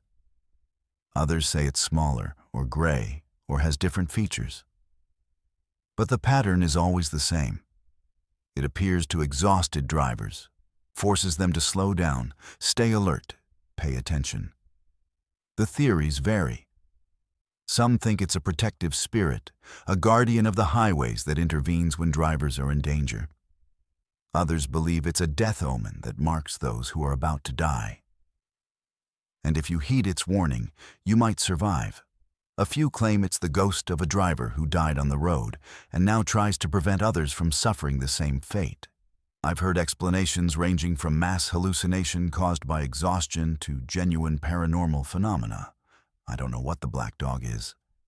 All I know is that it appeared to me 3 times on a night when I was dangerously tired, running on fumes and stubbornness, heading toward a stretch of highway where 5 people died because another driver was in the exact same condition I was in. And whether it was trying to save me or claim me, whether it was real or hallucination, it kept me alert and alive long enough to reach safety. The scar on my truck's hood is still there. 3 deep scratches that weren't there before that night, arranged in a pattern that could be claw marks if dogs had claws that big. The paint analysis showed the scratches go down to bare metal and contain trace elements that don't match anything in the standard database. I tell people it happened during loading, that something scraped the hood. But I know the truth. At some point during that night, while I was stopped and staring at the black dog, it marked my truck. Either as a warning or a protection, I'll never know. I don't drive exhausted anymore. That night cured me of any temptation to push beyond my limits. When I'm tired, I stop, no matter the delivery deadline or financial penalties. Because I learned that some things are worse than being late, and some highways have guardians that enforce their own rules. The black dog let me live. Let me pass through its territory with just a warning and a reminder of mortality. Not every driver is that lucky. And somewhere out there on Highway 87, on other lonely roads across this country, the black dog is still appearing to exhausted drivers, still making them slow down and pay attention, still standing between them and the accidents that claim lives every single night. Imagine hauling a sealed trailer across 3 states, and halfway through the journey, you start hearing screaming from inside, screaming that stops every time you slow down and starts again when you accelerate. Would you break the seal and look inside, knowing it could destroy your career? Or would you keep driving and try to ignore what you're hearing? There are rules in this industry that you don't break, lines you don't cross no matter what.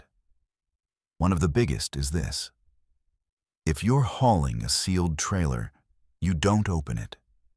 You don't ask what's inside, you don't inspect the cargo, you just drive from point A to point B and let the receiver handle the unsealing. Break that seal and you're liable for everything: theft, tampering, contamination, you name it. Your career is over, your reputation destroyed, and you might face criminal charges depending on what's inside. I understood these rules. I'd followed them religiously for 9 years. But what happened on a run from Boise to Denver last November made me break every rule I'd ever learned. And I still don't know if I made the right choice. The job came through a broker I'd worked with before, decent rates for a straightforward haul. Refrigerated trailer, sealed at origin, medical supplies, and laboratory equipment according to the manifest. The client was a private research firm, the kind that pays well for discretion and no questions. I'd hauled for them twice before without incident. Both times it was legitimate cargo, properly documented, nothing unusual. This run seemed the same. I picked up the trailer at their facility outside Boise, did my standard inspection of the exterior, verified the seal number matched my paperwork, and hit the road. The first 8 hours were completely normal. I drove through Idaho into Utah, stopped for fuel and food, made good time. The refrigeration unit was running perfectly, holding a steady 38 degrees according to the external monitor. Everything was by the book. It wasn't until I was deep into the Utah backcountry, somewhere between Price and Green River on Highway 6, that I first heard it. A sound coming from the trailer. Faint at first, barely audible over the road noise and the hum of the refrigeration unit. I thought maybe it was mechanical, a loose panel or rattling equipment. But as I listened more carefully, my blood went cold. It sounded like screaming. I turned down the radio, rolled up my window, focused on the sound. It would come in waves, building to a peak, then fading away, then building again. Sometimes it sounded human, sometimes animal, sometimes like nothing I could identify. And the pattern was strange. It seemed to match the rhythm of my driving, getting louder when I accelerated, quieter when I slowed down. I told myself it was the refrigeration unit, some mechanical issue creating acoustic illusions. Compressors can make weird noises. Airflow through vents can sound like voices if you're tired enough. I'd been driving for 9 hours straight. My mind was playing tricks. But the sound persisted. Mile after mile, that screaming coming from behind me, trapped inside a sealed trailer I couldn't open. I pulled over at a rest area and did a thorough walk around, checking every panel, every vent, every access point. The trailer was secure. The seal was intact. The refrigeration unit showed no error codes. The external temperature reading was steady at 38 degrees. Everything looked perfect. But when I pressed my ear against the trailer wall, I could hear it more clearly. Screaming, crying, sounds of distress that made my stomach turn. I got back in the cab and called the broker. Got voicemail. Left a message explaining the situation, asking for contact information for the client. No response. I tried the client's main number from my previous runs. That number was disconnected. I searched online for the research firm's name. Nothing came up. Not their website, not any business listings, nothing. It was like they'd never existed. My unease shifted to genuine fear. What the hell was I hauling? I stood next to my truck in that rest area for 20 minutes, having an internal argument with myself. Opening that seal meant ending my career. But what if there was something alive in there? What if someone was hurt, trapped, dying? The manifest said medical supplies and laboratory equipment. But manifests can be faked. People smuggle all kinds of things in sealed trailers: drugs, weapons, contraband. Sometimes they smuggle people. Human trafficking is real, and truckers who ask too many questions sometimes become accessories to crimes they didn't know they were committing. The screaming started again, louder this time, and I could swear I heard words underneath the distorted sounds. Help. Please. Let me out. My hands were shaking as I walked to the back of the trailer. The seals stared at me. That little plastic band with its unique number, the only thing standing between me and answers. I took out my knife. Just to look, I told myself. Just to verify the cargo matches the manifest. If everything's legitimate, I can explain the broken seal as a safety check. If it's not legitimate, I call the police and let them handle it. I cut the seal. The plastic band fell away, and I stood there with my hand on the latch, heart pounding so hard I could hear it in my ears. The screaming had stopped the moment I cut the seal, like whatever was inside knew I was about to open it. The silence was somehow worse than the screaming. I pulled the latch and swung the door open, my flashlight ready, my phone in my other hand with 911 already dialed, just needing me to hit send. The trailer was empty. Completely, utterly empty. No medical supplies, no laboratory equipment, no cargo of any kind. Just bare walls and an empty floor, lit by the interior light of the refrigeration unit. The temperature hit me immediately. It was cold, but not refrigerator cold. More like freezer cold, maybe 10 degrees. Though the external monitor had been reading 38. Frost covered the interior walls in strange patterns that almost looked deliberate, like writing or symbols. And the smell. God, the smell. Metallic and organic, like a slaughterhouse mixed with a hospital. I climbed into the trailer, my breath fogging in the cold air, my flashlight beam cutting through the darkness. The walls showed no signs of recent cargo, no tie-down marks, no scuff marks, no indication anything had ever been transported inside. But there were stains on the floor. Dark stains that could be rust or could be something else. And scratches on the walls, long gouges in the metal that looked like they'd been made by fingernails or claws, clustered around the door area like something had been desperately trying to get out. I moved deeper into the trailer, and that's when I found them. In the far corner, barely visible in the shadows, were clothes.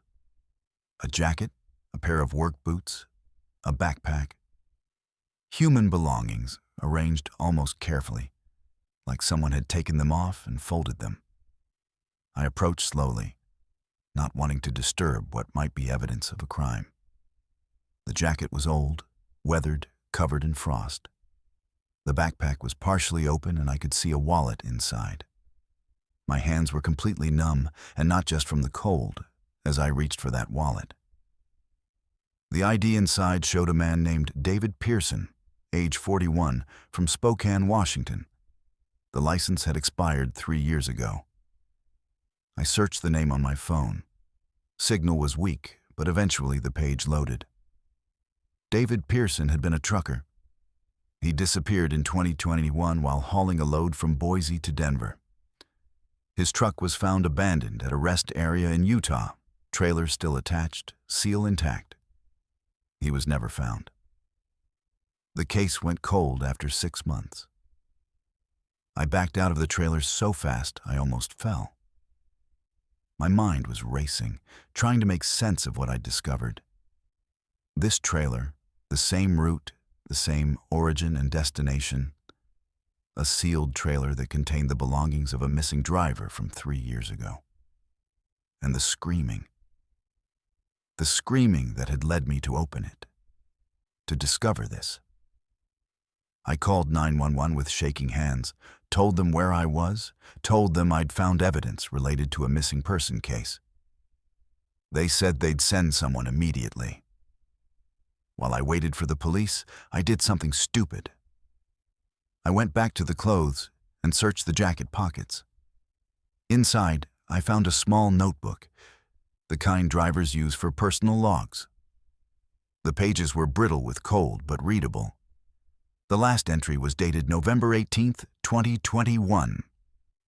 It read, "Something wrong with this load. Hearing sounds from the trailer. Broker won't answer. Client doesn't exist. Going to open it. If you're reading this and I'm gone, don't trust any job from Cascade Research Partners. They're not real. This is a trap. Whatever they're transporting, it's not." The entry ended there. The rest of the pages were blank, except for one final page. At the very back, written in a different pen, shakier handwriting. "It's in here with me. They sealed me inside. I can hear it breathing. If anyone finds this, tell my family I tried to get out. Tell them I'm sorry." The police arrived 40 minutes later. I showed them everything. The trailer, the belongings, the notebook. They took statements, photographed evidence, called in investigators. The story made regional news. Missing trucker's belongings found in trailer. Investigation reopened.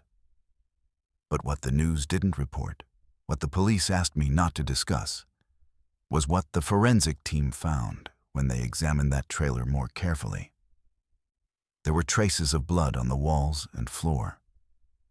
Not just David Pearson's blood, but 5 different people's blood.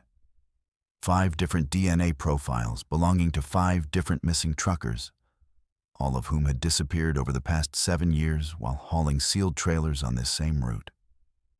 The research firm, Cascade Research Partners, doesn't exist and never has.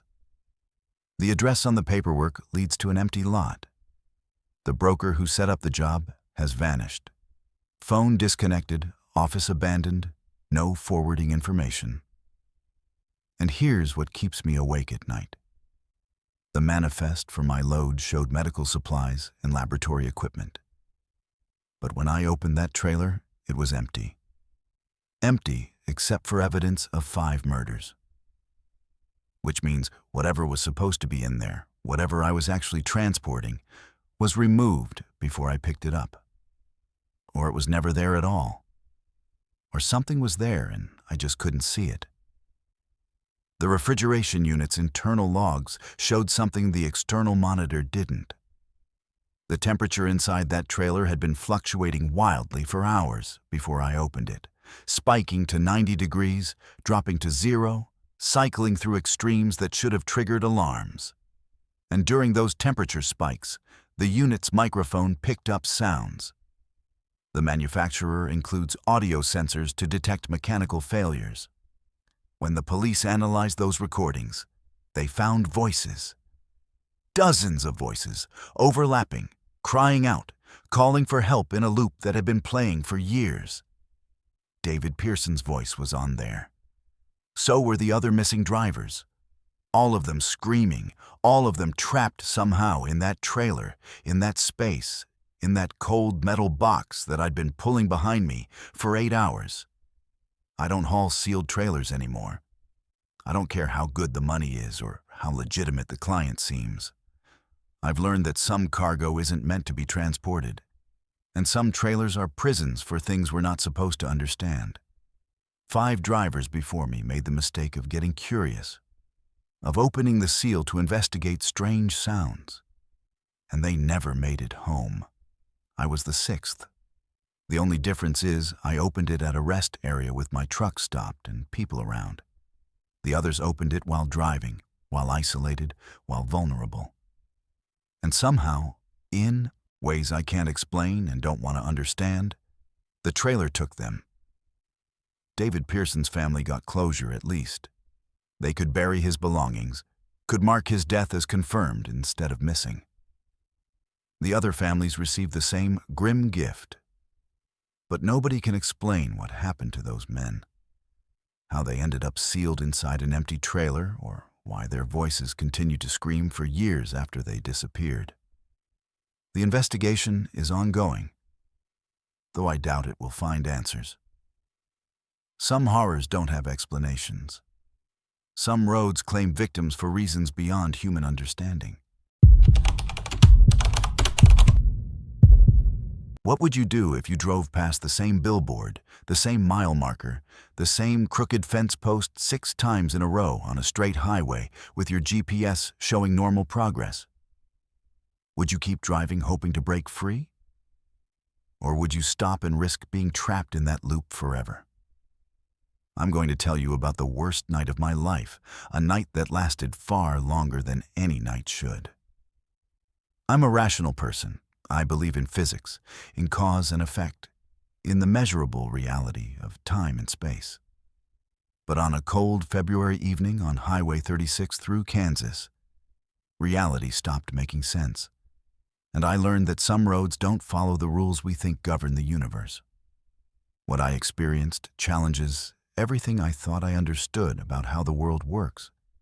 And even now, 4 months later, I can't fully explain what happened or why I was able to escape when others apparently haven't. It started normally enough. I was hauling agricultural equipment from Kansas City to Denver, running about an hour ahead of schedule. The weather was clear, traffic was light, and I was in good spirits.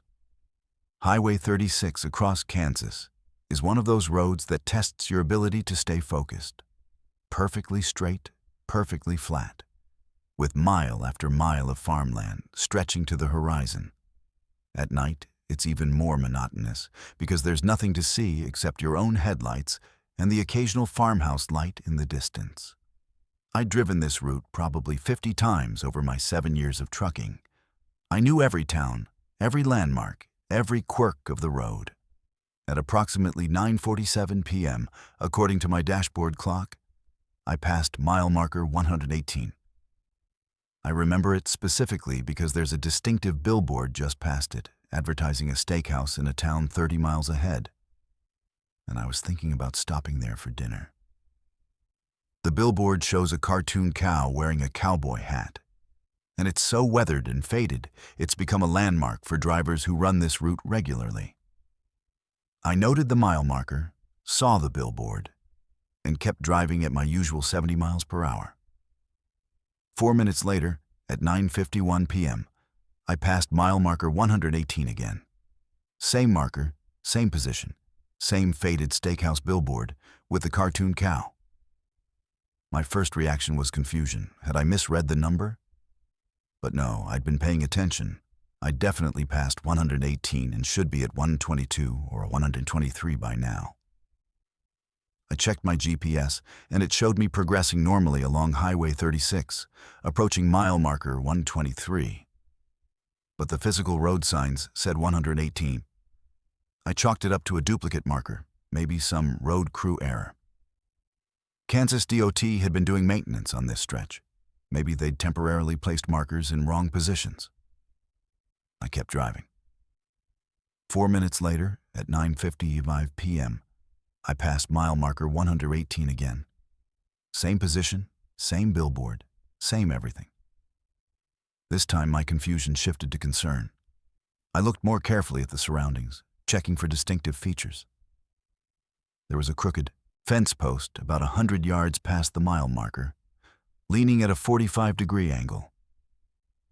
There was a slight rise in the road just before the marker. There was a reflector on the sign that was partially missing. These weren't general features. They were specific, unique details. And I was seeing them for the third time. My GPS still showed normal progress. According to the screen, I was at mile marker 127 and making steady advancement toward my destination. My odometer was clicking off miles normally. My speedometer held steady at 70. All my instruments indicated I was moving forward through space exactly as I should be. But the physical world outside my window kept repeating the same 4-minute segment of highway. At 9:59 p.m., I passed mile marker 118 for the fourth time. I grabbed my CB radio and called out, hoping another driver might be in range. "This is eastbound 36. Anyone copy? I'm having a strange situation here. Looking for confirmation on current location." Static answered me. I tried again on several channels. Nothing but empty static, though this stretch of highway usually has decent CB traffic from long-haul drivers crossing the country. I decided to test something. When mile marker 118 appeared for the fifth time at 10:03 p.m., I took my foot completely off the accelerator and started coasting, watching my speed drop from 70 to 60 to 50. The mile marker approached and passed. I watched my odometer. It showed mileage accumulating normally. I watched the GPS. It showed me progressing along the highway. But I knew with absolute certainty that in 4 minutes I would see that marker again. At 10:07 p.m., doing only 30 miles per hour now, I passed mile marker 118 for the sixth time. The repetition was perfect. Exactly the same. The crooked fence post, the rise in the road, the damaged reflector, the faded billboard. I was trapped in a loop, a 4-minute segment of highway that repeated endlessly no matter how fast or slow I drove. My instrument said I was covering distance, but physical reality said I wasn't going anywhere at all. Panic started setting in. I'd heard stories about stretches of highway where drivers disappeared, roads that seemed to swallow vehicles whole. But I'd always dismissed them as urban legends or accidents misinterpreted as something mysterious. Now I was living one of those stories, and the rational explanations I'd always relied on weren't helping. I tried my cell phone. No signal, which wasn't unusual for rural Kansas. I tried my satellite communicator. It showed my position as steadily progressing along Highway 36, contradicting what I was experiencing. At 10:11 p.m., 7th repetition. I noticed something new this time. The dashboard clock was still advancing. I could watch the minutes tick by. But when I looked at my phone, the time was frozen at 9:47, the exact moment I'd entered this loop. My truck's clock said I'd been driving for 24 minutes since first passing mile, marker 1:18. My phone said no time had passed at all. I was moving through time but not through space, or moving through space according to my instruments, but trapped in a temporal loop according to the physical world. The contradiction made my head hurt. I grabbed my CB again, and this time I heard something besides static. Voices, faint and distorted like signals from very far away. I turned up the volume and listened carefully. The voices were calling out, asking for help, describing the same situation I was in. "Stuck on 36. Keep passing the same marker. Been driving for hours. Can't get past mile 118. Anyone hear me? I'm trapped in some kind of loop." The voices overlapped. Dozens of them, all saying variations of the same thing. All trapped on this same stretch of highway, all experiencing the same impossible repetition. At 10:15 p.m., 8th repetition. My fuel gauge became my biggest concern. I'd entered the loop with 3/4 of a tank, and it was dropping normally, according to the gauge. If fuel consumption was real but distance traveled wasn't, I would eventually run out of gas while still trapped in this 4-minute segment. And based on the voices I'd heard on the CB, running out of fuel while trapped in the loop might be the point where the loop became permanent. Maybe the trucks I occasionally saw abandoned on the shoulder of Highway 36. The ones that looked like they'd been sitting for years.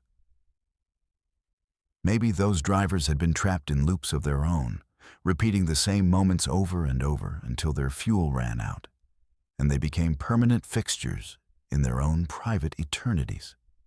At 10:19 p.m., 9th repetition. I tried something desperate. Instead of driving past the mile marker, I stopped directly beside it. Maybe the loop triggered when you passed a certain point. Maybe staying still would break it. I pulled onto the shoulder and put the truck in park, leaving the engine running. The world outside looked normal. Dark highway, empty fields, distant farmhouse lights. But the air felt wrong. Heavy and thick, like driving through humidity, even though it was a cold February night. I sat there for 10 minutes by my truck's clock, though my phone's frozen display still read 9:47. Nothing changed. The highway remained empty. No traffic passed in either direction, which was unusual even at night. Then, at exactly 10:29 p.m., I felt a lurch, like the truck had been pushed or pulled. The mile marker I'd been sitting next to was suddenly ahead of me again, approaching in my headlights as if I'd been driving toward it all along. The loop had reset with me inside it, repositioning me to the starting point. 10th repetition at 10:33 p.m. I made a decision based on the only pattern I could identify. The loop was 4 minutes long. Every 4 minutes, reality reset to mile marker 118. My instruments showed normal progress, but the physical world contradicted them. What if the key was to trust neither the instruments nor the physical markers, but something else? What if I needed to break the pattern not by driving differently, but by perceiving differently? At 10:37 p.m., as the 11th repetition began, I closed my eyes, kept them closed while maintaining steady speed and straight heading on a road I knew was empty. I drove blind through that 4-minute segment, trusting only my sense of time and direction, refusing to look at the mile marker or the billboard or any of the physical landmarks. When 4 minutes had passed by my internal count, I opened my eyes. Mile marker 119. Different billboard, different landscape. I'd broken through. I kept driving, hardly daring to believe it, watching the mile markers advance, 120, 121, 122. The highway was normal again. My phone's clock suddenly jumped forward, catching up to my truck's clock in a dizzying lurch of temporal adjustment. The CB radio crackled with normal traffic. I'd escaped. But here's what haunts me. When I checked my fuel gauge after breaking free, it showed nearly empty. I'd entered the loop with 3/4 of a tank. I'd been trapped for less than an hour, according to any clock. But my fuel level indicated I'd been driving for at least 4 hours, maybe more. And when I finally stopped at a gas station in the next town, the attendant looked at my truck oddly and asked if I'd been driving through bad weather. My truck was covered in dust and grime like I'd driven through a sandstorm, though the night had been clear. The tires showed wear consistent with significantly more mileage than my odometer indicated. I reported my experience to the Kansas Highway Patrol. They were polite but clearly skeptical, suggested fatigue-induced confusion. When I mentioned hearing other drivers' voices on the CB, voices of people trapped in similar loops, they said they'd check missing person reports. 3 days later, a detective called me. They'd found something. A truck had been discovered abandoned on the shoulder of Highway 36, right at mile marker 118. The driver was missing. The truck's engine was running, fuel tank empty. But there was no sign of where the driver had gone. The odometer showed the truck had been driven less than 100 miles. But the engine wear and tire degradation suggested thousands of miles.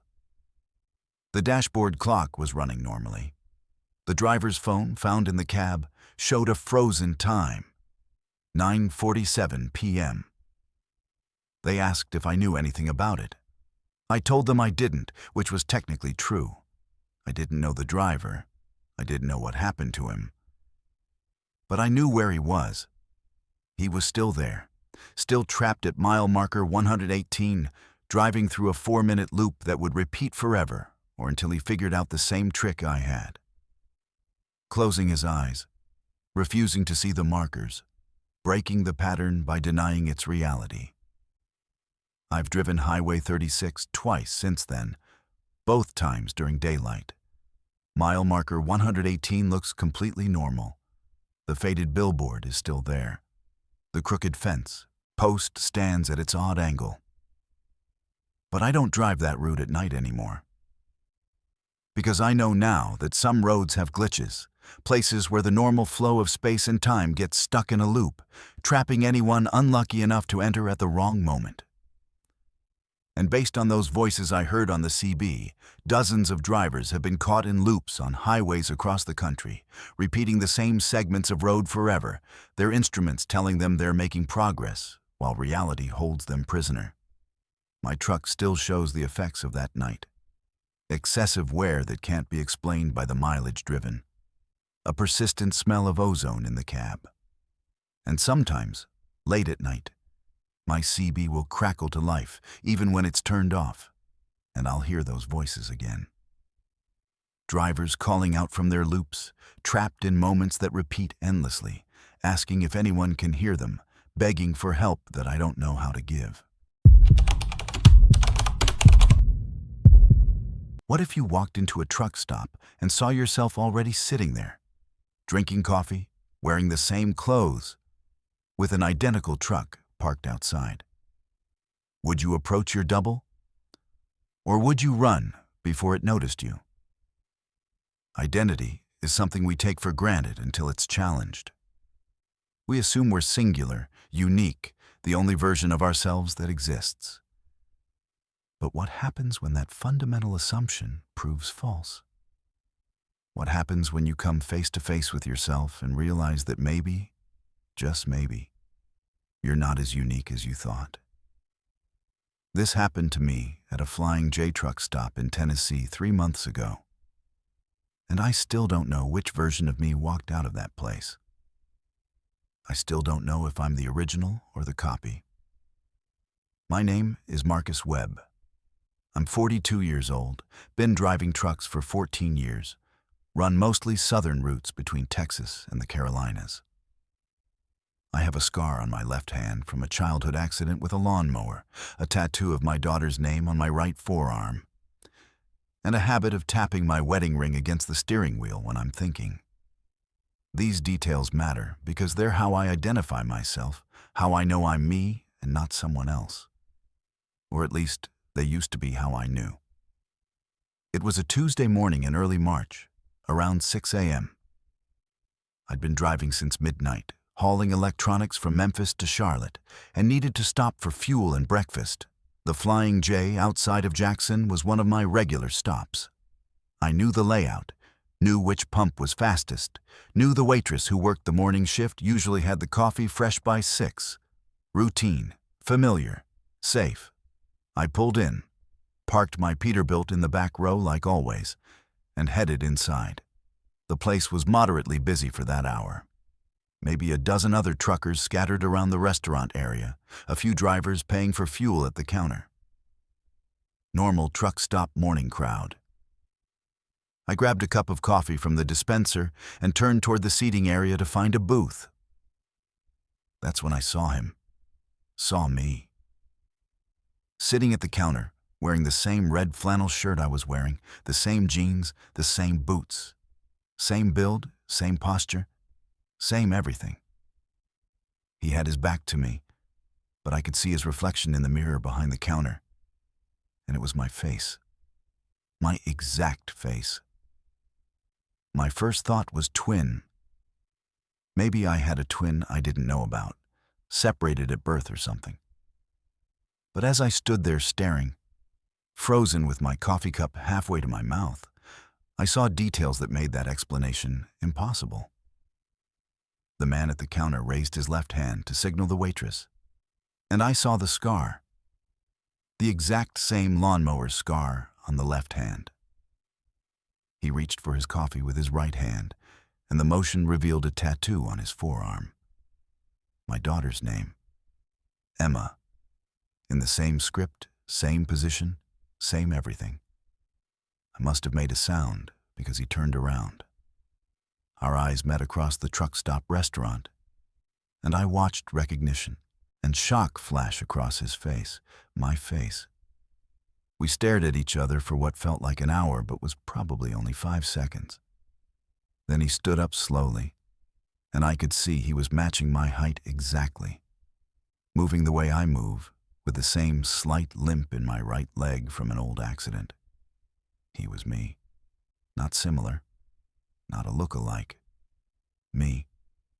The other truckers in the restaurant started noticing. Conversation stopped. A driver at a nearby booth stood up and backed away, his expression shifting from confusion to fear.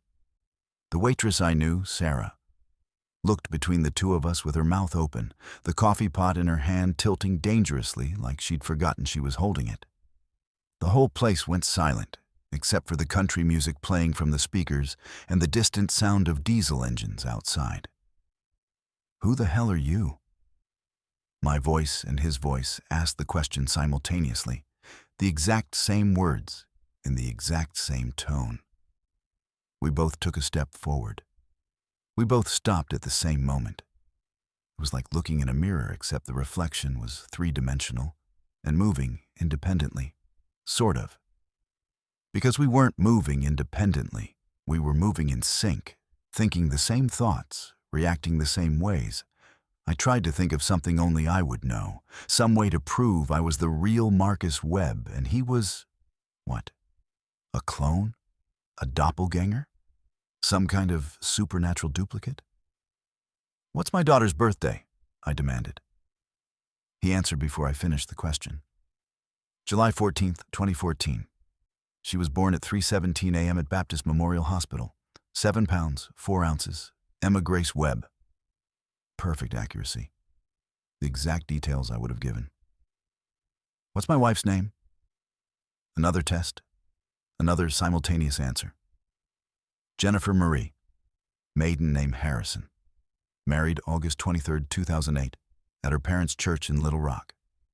She wore her grandmother's wedding dress." Still perfect. Still identical. I tried something more obscure.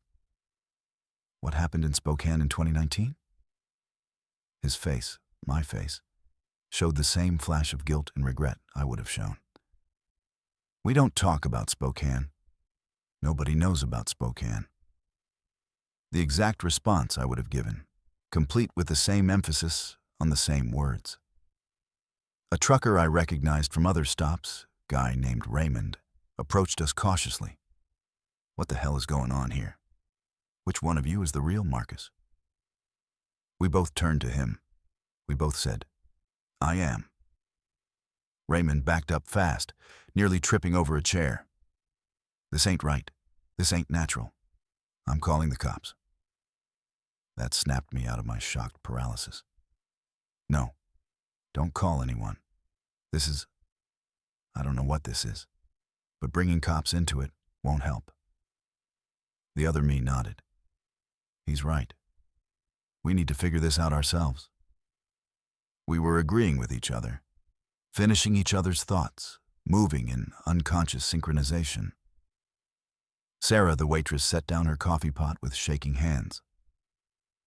"Marcus, I don't know which one you are, but you've been sitting at that counter for the past 2 hours, since 4 a.m. You told me you got here around 3:30, parked, and came straight in." I shook my head. "That's impossible. I just got here. I pulled in 5 minutes ago." But even as I said it, doubt crept in. I checked my phone for the time. 6:07 a.m. I checked my last GPS checkpoint. It showed I'd arrived at this Flying J at 3:42 a.m., over 2 hours ago. But I didn't remember that. I remembered driving through the night, arriving just a few minutes ago, walking in and seeing myself. The other me was checking his phone too, his expression showing the same confusion I felt. My GPS says the same thing. Arrived at 3:42. But I remember getting here just now, right before you walked in. We looked at each other, and I could see my own growing horror reflected in his face. Neither of us remembered the time between 3:42 a.m. and now. Both of us thought we'd just arrived. Both of us had perfect memories of driving through the night, identical routes, identical thoughts, identical experiences. But one of us had been here for 2 hours, sitting at that counter, existing and interacting with people while having no memory of it. "Your truck," I said suddenly. "Which one is yours?" We both pointed toward the parking lot. And then we both walked toward the door, moving in sync like we were connected by invisible strings. Outside in the gray pre-dawn light, we could see the trucks lined up in rows. I pointed to mine, or what I thought was mine. Red Peterbilt 579, custom paint job, license plate ending in 847. He pointed to the exact same truck, same position in the lot, same everything. We walked to it together, our boots hitting the pavement in rhythm. I pulled out my key fob. So did he. We both pressed the unlock button. The truck's lights flashed. Both our fobs had worked. I opened the driver's door and looked inside. Everything was exactly where I'd left it. My logbook, my travel mug with coffee still warm in it, the air freshener hanging from the mirror, my sunglasses in the holder. He was looking over my shoulder, and I heard him make a sound of recognition because it was all his stuff too, or mine, or ours. "Check the trailer," someone said. I turned to see that several truckers had followed us outside, watching this impossible situation unfold. Raymond was among them, his phone out, recording everything. I didn't care anymore about being recorded. I just needed answers. We walked to the back of the truck together, our movements still synchronized, and checked the trailer number against our paperwork. It matched. We were both hauling the same load of electronics to Charlotte. Same client, same delivery time, same everything. The other me spoke first. "This doesn't make sense. We can't both be real. One of us has to be, what, a copy? A hallucination?" I shook my head. I feel real. I have all my memories, all my thoughts. I'm Marcus Webb. I know I'm Marcus Webb. He nodded slowly. "So do I. I'm not a copy. I'm the original. I'm real." We stared at each other, and the question hung between us. If we're both real, both convinced we're the original, how do we determine which one is telling the truth? Sarah had come outside too. "The Marcus I've been serving coffee to for the past 2 hours. You seem normal. We talked about your daughter's upcoming birthday, about the weather, about roots. You were just you. Normal Marcus who stops here every week." She looked between us, unable to determine which one she'd been talking to. "You both look exactly the same to me. Sound exactly the same. I couldn't tell you apart if my life depended on it." Another trucker, woman named Diane, spoke up. "I passed one of you in the parking lot around 4 a.m., nodded hello. You, whoever you were, nodded back. That was over 2 hours ago." She looked at me, then at him. "But I can't say which one it was. You're absolutely identical." The implications started hitting me like physical blows. If he'd been here since 3:42 a.m., interacting with people, being seen and remembered, then maybe he was the original, and I was the copy who'd just appeared with false memories of driving through the night. But I felt real. My memories felt real. I could remember every mile of the drive, every thought I'd had, every song on the radio. How could those memories be false, if they felt so genuine. "We need to see a doctor," the other me said. "Or a scientist, someone who can test us, figure out what's happening." I agreed, but even as I did, I realized the problem. We couldn't both show up claiming to be the same person. One of us would be declared an imposter, possibly arrested, definitely questioned. Our lives, my life, would be destroyed by investigation and suspicion. And we both knew it because we both thought the same way. "One of us needs to leave," I said quietly. He nodded, understanding immediately. "We can't both exist in the same space. It's not sustainable. One of us has to take the truck and continue the route. The other has to—" He trailed off because neither of us knew what the other should do. Disappear? Hide? Try to build a new identity? We stood there in that parking lot surrounded by witnesses, two identical men making an impossible decision. Finally, I spoke. "I'll go. I'll take the truck and finish the delivery. You figure out what to do." He looked relieved and guilty at the same time. "Are you sure?" I wasn't sure at all, but I nodded. "Yeah, I'm sure. Maybe I was the copy. Maybe I was the one who didn't belong. Maybe letting the other me continue living our life was the right choice." I climbed into the truck, started the engine, and pulled out of the Flying J without looking back. In my mirror, I could see him standing in the parking lot, watching me go, surrounded by confused truckers trying to make sense of what they'd witnessed. I drove for 3 hours before I pulled over at another truck stop and really processed what had happened. I'd met myself. I'd met another version of me who was identical in every way, who had equal claim to being Marcus Webb. And I'd voluntarily given up my life, my identity, my existence so he could continue. But here's what keeps me awake at night. What if I made the wrong choice? What if I was the original and he was the copy, and I just handed my entire life over to an imposter? What if Jennifer is living with a version of me that isn't really me? What if Emma is being raised by someone who looks like her father, but isn't? I completed the delivery to Charlotte. I've continued driving, continued living as Marcus Webb. But I don't call home anymore. I don't know what I'd say. I don't know if the Marcus Webb who answers has always been there, or if he's the one who appeared at a Flying J in Tennessee and took over a life that wasn't his. Sometimes I wonder if there are more of us. If somewhere else on the highway, another Marcus Webb is driving another identical truck, convinced he's the original, unaware that he shares existence with multiple versions of himself. Maybe we're all copies. Maybe the original Marcus Webb disappeared years ago, and we're just echoes, replications that spring into being at random moments. Each one convinced they're real. Each one living a life that feels genuine, but might be nothing more than a sophisticated copy. I saw my reflection in a gas station window yesterday and didn't recognize myself for a moment. Had to check my scar, my tattoo, my wedding ring to confirm I was still me. Still Marcus Webb. Still the person I've always been. But the doubt never fully goes away. Because I know now that identity isn't as solid as we think.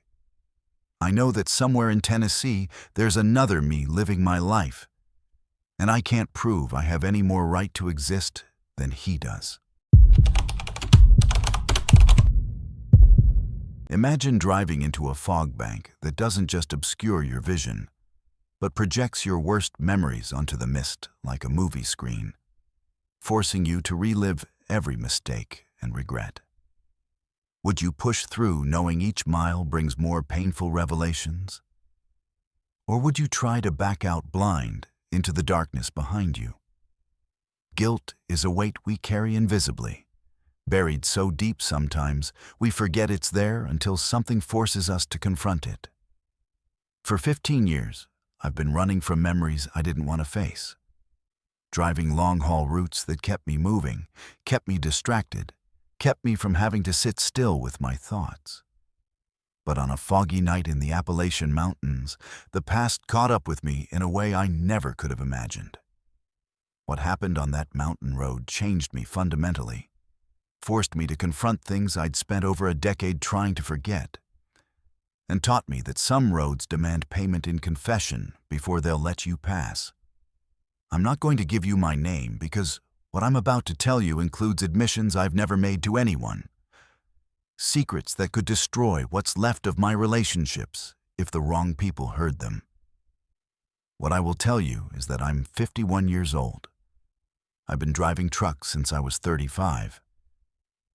And before that, I had a different life, a different career, a different version of myself that I left behind for reasons that seemed justified at the time, but have haunted me ever since.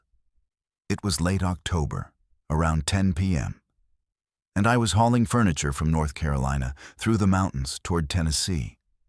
Route 421 through the Appalachians is beautiful during the day, but treacherous at night, especially when weather rolls in. I'd driven it dozens of times and knew the curves, knew where to be careful, knew which stretches required extra attention. But I'd never driven it in fog like what I encountered that night. It appeared suddenly, a wall of white that materialized across the highway with no warning. One moment I had clear visibility, the next I was engulfed in fog so thick my headlights barely penetrated 3 feet ahead. I slowed to a crawl, maybe 15 miles per hour, my hands tight on the wheel, every sense alert for the road ahead. The fog wasn't moving like fog should. It hung motionless, dense, and somehow purposeful, like it was waiting for something. That's when I started seeing images in it. At first I thought it was pareidolia, the human tendency to see patterns and faces in random shapes. The fog would swirl and I'd catch glimpses of what looked like scenes or pictures, vague and indistinct. But as I continued driving deeper into it, the images became clearer, more detailed, more specific, and I started recognizing what I was seeing. The first clear image appeared directly ahead of me, projected onto the fog like it was a screen. A hospital room. I knew that room. I'd spent 3 days in it 16 years ago when my father was dying of cancer. The fog showed me the moment I'd walked out, told him I needed to get coffee, promised I'd be right back. I never went back. I sat in my car in the parking lot for 2 hours, too afraid to face his death, too cowardly to be there when he needed me most. He died alone while I sat 3 floors below, and I've never forgiven myself for it.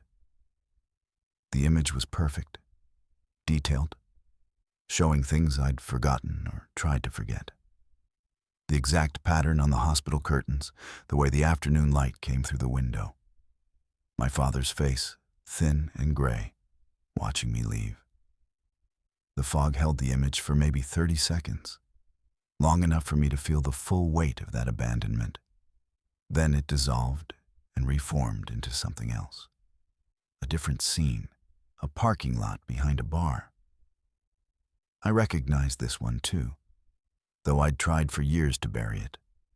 This was from my previous life, before trucking, when I was a police officer in a small town in Ohio.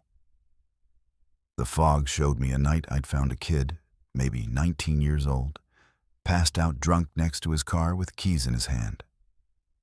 Policy said I should arrest him, take him in for public intoxication and attempted DUI.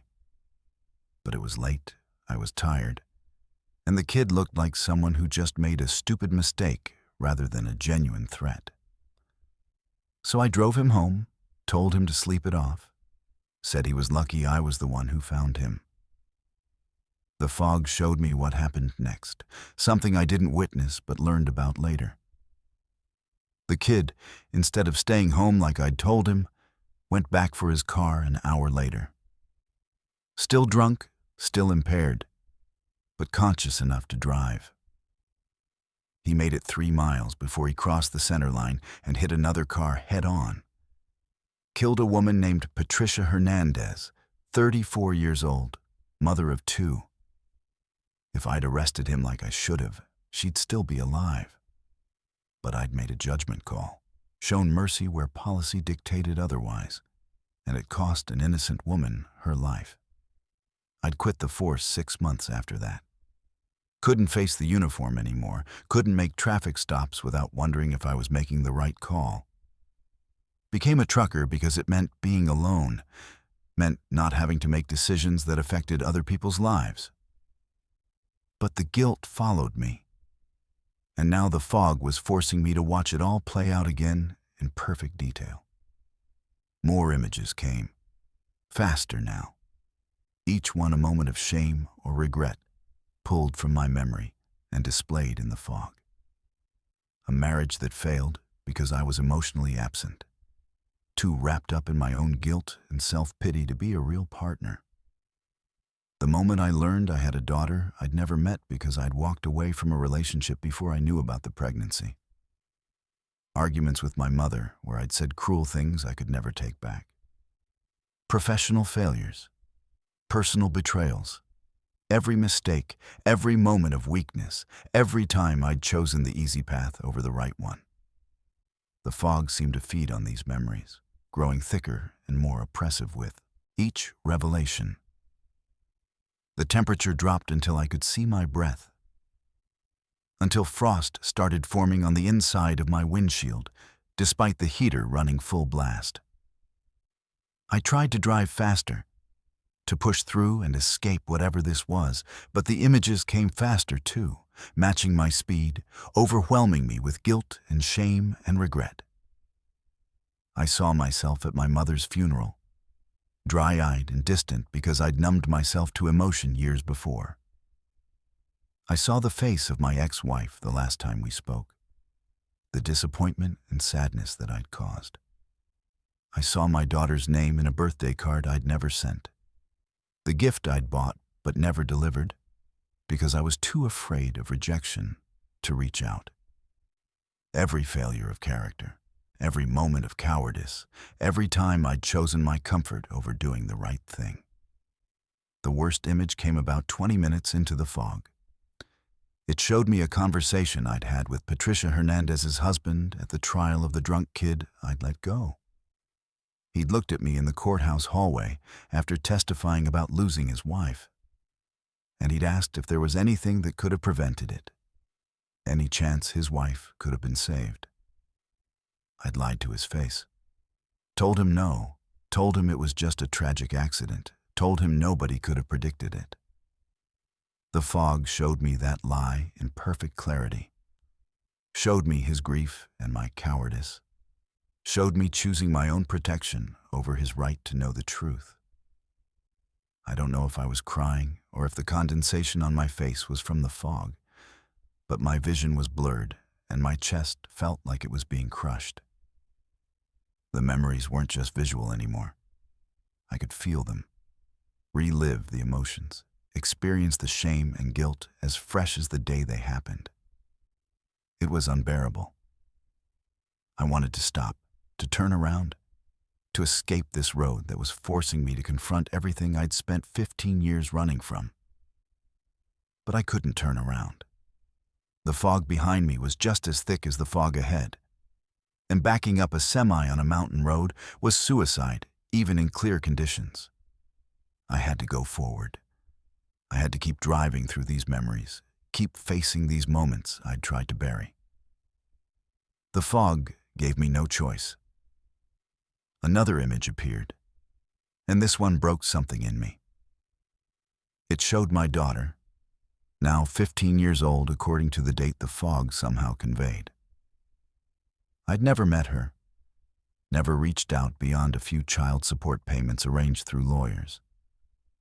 The fog showed me her face, showed me a girl who had my eyes and her mother's smile, showed me a life I'd chosen not to be part of. And then the image shifted, showed me her asking her mother about me, asking why her father didn't want to know her. Showed my ex-partner lying, making excuses for me, protecting our daughter from the truth that her father was simply too broken and too cowardly to face his responsibilities. Something shifted in me at that moment. Maybe it was the accumulated weight of all the memories.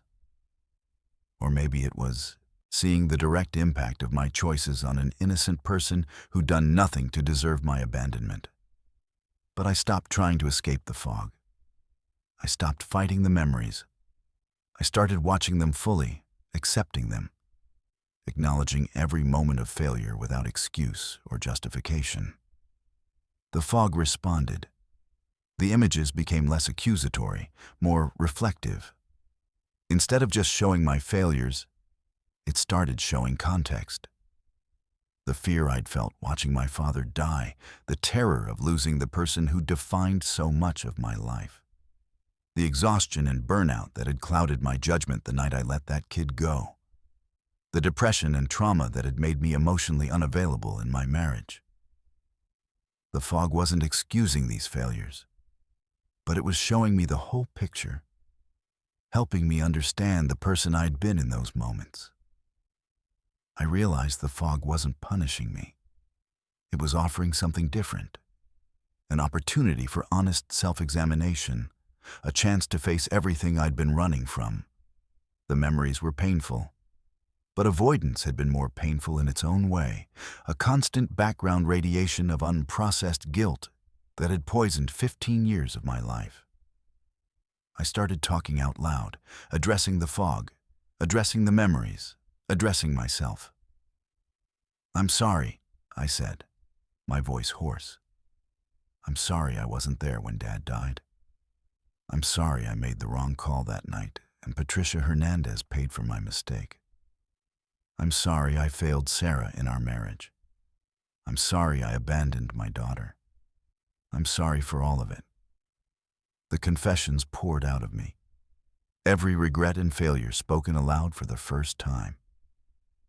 And as I spoke, the fog began to thin, not disappear, but become less dense, less oppressive. The images continued, but they were gentler now, showing not just my failures, but moments where I'd tried, where I'd done the right thing even when it was hard, small acts of kindness and integrity that I'd forgotten in my focus on my mistakes. The fog showed me staying with a homeless veteran at a rest stop until paramedics arrived for his medical emergency. Showed me helping a stranded driver change a tire in dangerous conditions. Showed me the letters I'd written to Patricia Hernandez's family but never sent. Apologies and explanations I'd been too afraid to share. Showed me the birthday cards and gifts I'd bought for my daughter over the years. Tangible evidence that even in my avoidance, I thought of her, cared about her. I drove for what felt like hours, but was probably only 40 minutes. The fog gradually released me, thinning from impenetrable white to wispy tendrils, to finally just normal mountain mist. When I emerged on the other side, the highway was clear, and I could see the lights of a small town ahead. I pulled into a truck stop, parked, and sat in my cab shaking for a long time. I made phone calls that night, called my ex-partner for the first time in 15 years. Had a conversation that was awkward and painful, but honest. Asked about my daughter, was told she'd asked about me recently, wanted to know if meeting was possible. Said yes. Said I wanted to meet her, wanted to try to be some kind of presence in her life if she'd allow it. Set up a meeting for the following month. Called Patricia Hernandez's husband. He still lived in the same town, still had the same number somehow. Told him the truth about the night his wife died. Told him about the drunk kid I'd let go. Took responsibility for my role in the chain of events that led to her death. He was quiet for a long time after I finished. Then he said something I didn't expect. "Thank you for telling me. I've wondered for years if something could have prevented it. This doesn't bring her back, but knowing helps somehow." He didn't forgive me, I didn't deserve forgiveness, but he acknowledged the confession, and that was enough. I've driven that stretch of Route 421 3 times since that night. Haven't encountered the fog again. Haven't seen my memories projected like movies onto the mist. But I don't need to anymore. I've faced what I needed to face. I've started the process of addressing my failures instead of running from them. My daughter and I have met twice now. We're building something tentative but real. I can't undo the past, can't bring back Patricia Hernandez or the years I lost with my daughter or my father's final moments. But I can stop running. I can stop letting guilt poison everything I touch. I can try to be better going forward, make different choices, face my responsibilities instead of avoiding them. The fog taught me that memory isn't punishment. Avoidance is punishment. Confronting our failures, acknowledging them fully and honestly, is the only way to move beyond them. Some roads demand we pay a toll before we can pass, and sometimes that toll is truth, confession, and the courage to stop hiding from who we've been. What if your GPS suddenly showed an exit that doesn't exist on any map, glowing faintly in the darkness, and every fiber of your being screamed at you to take it, even though you know drivers who follow phantom exits are never seen again? Would you fight the compulsion and stay on your route? Or would you surrender to the pull of the unknown? There's a legend among truckers that's been passed down for generations, whispered in truck stops and shared on CB radios during lonely night drives. They call it the last exit. It appears on highways across the country, always at night, always when you're alone, always when you're at some kind of crossroads in your life. The exit glows with a light that doesn't come from normal street lamps, and it pulls at you with a compulsion that's almost impossible to resist. According to the stories, hundreds of drivers have taken the last exit over the decades. None of them have ever come back. Their trucks are found abandoned on the shoulder, engines running, no sign of where the drivers went or what happened to them. I've been driving trucks for 19 years, and I've heard the last exit story more times than I can count. Always dismissed it as folklore, the kind of legend that grows in the telling, becoming more dramatic with each retelling. Truckers love their ghost stories and urban legends, and I figured the last exit was just another campfire tale to pass time on boring routes. I was wrong. The last exit is real, and 3 weeks ago it appeared for me on Interstate 90 through the Pacific Northwest. I'm writing this now because I don't know if I'll be around to tell it later. I don't know if I made the right choice, and I don't know if the choice was even mine to make. It was late April, just past midnight, and I was hauling timber from Oregon toward Seattle. The highway was empty, which isn't unusual for that time of night on that stretch of road. Dense forest on both sides, mountains in the distance, the kind of landscape that feels ancient and indifferent to human presence. I'd been driving for 6 hours, was maybe 90 miles from my destination, thinking about nothing more significant than what I'd eat when I stopped for the night. That's when my GPS glitched. The screen flickered, went dark for a moment, then came back showing something that shouldn't be there. An exit. Not marked on the highway signs, not listed in any database I'd ever seen, just suddenly appearing on my GPS like it had always been there. Exit 2117B.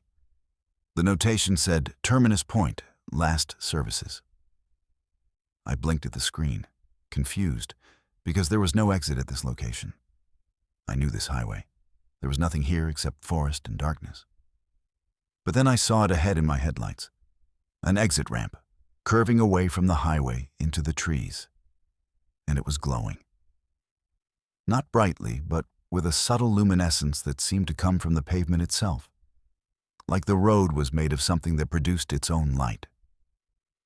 The exit sign read 2117B Terminus Point in letters that seemed to shimmer and shift as I looked at them.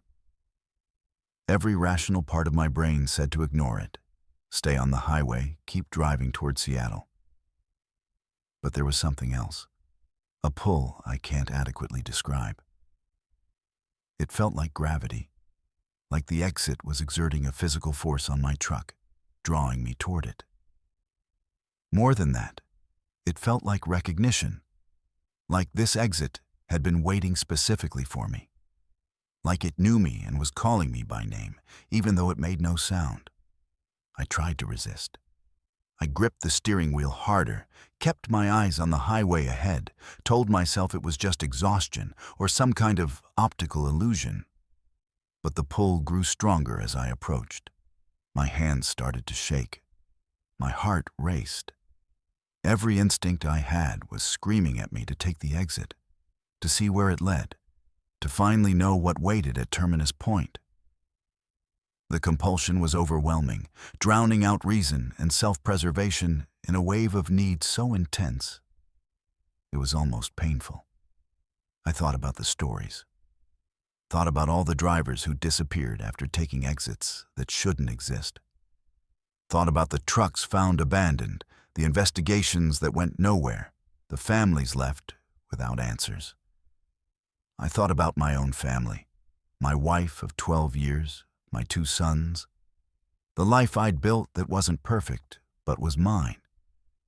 Did I want to risk all of that for an exit that glowed in the dark and pulled at me with impossible force? But beneath those thoughts was something else. Something I've never admitted to anyone. A part of me that was tired. Tired of the same routes, the same truck stops, the same conversations, the same life repeating endlessly. 19 years of driving, of being away from home more than I was there, of watching my kids grow up in snapshots between runs, of maintaining a marriage across phone calls and video chats. The last exit promised something different. Unknown, possibly dangerous, maybe fatal, but different. The exit was 50 yards ahead now.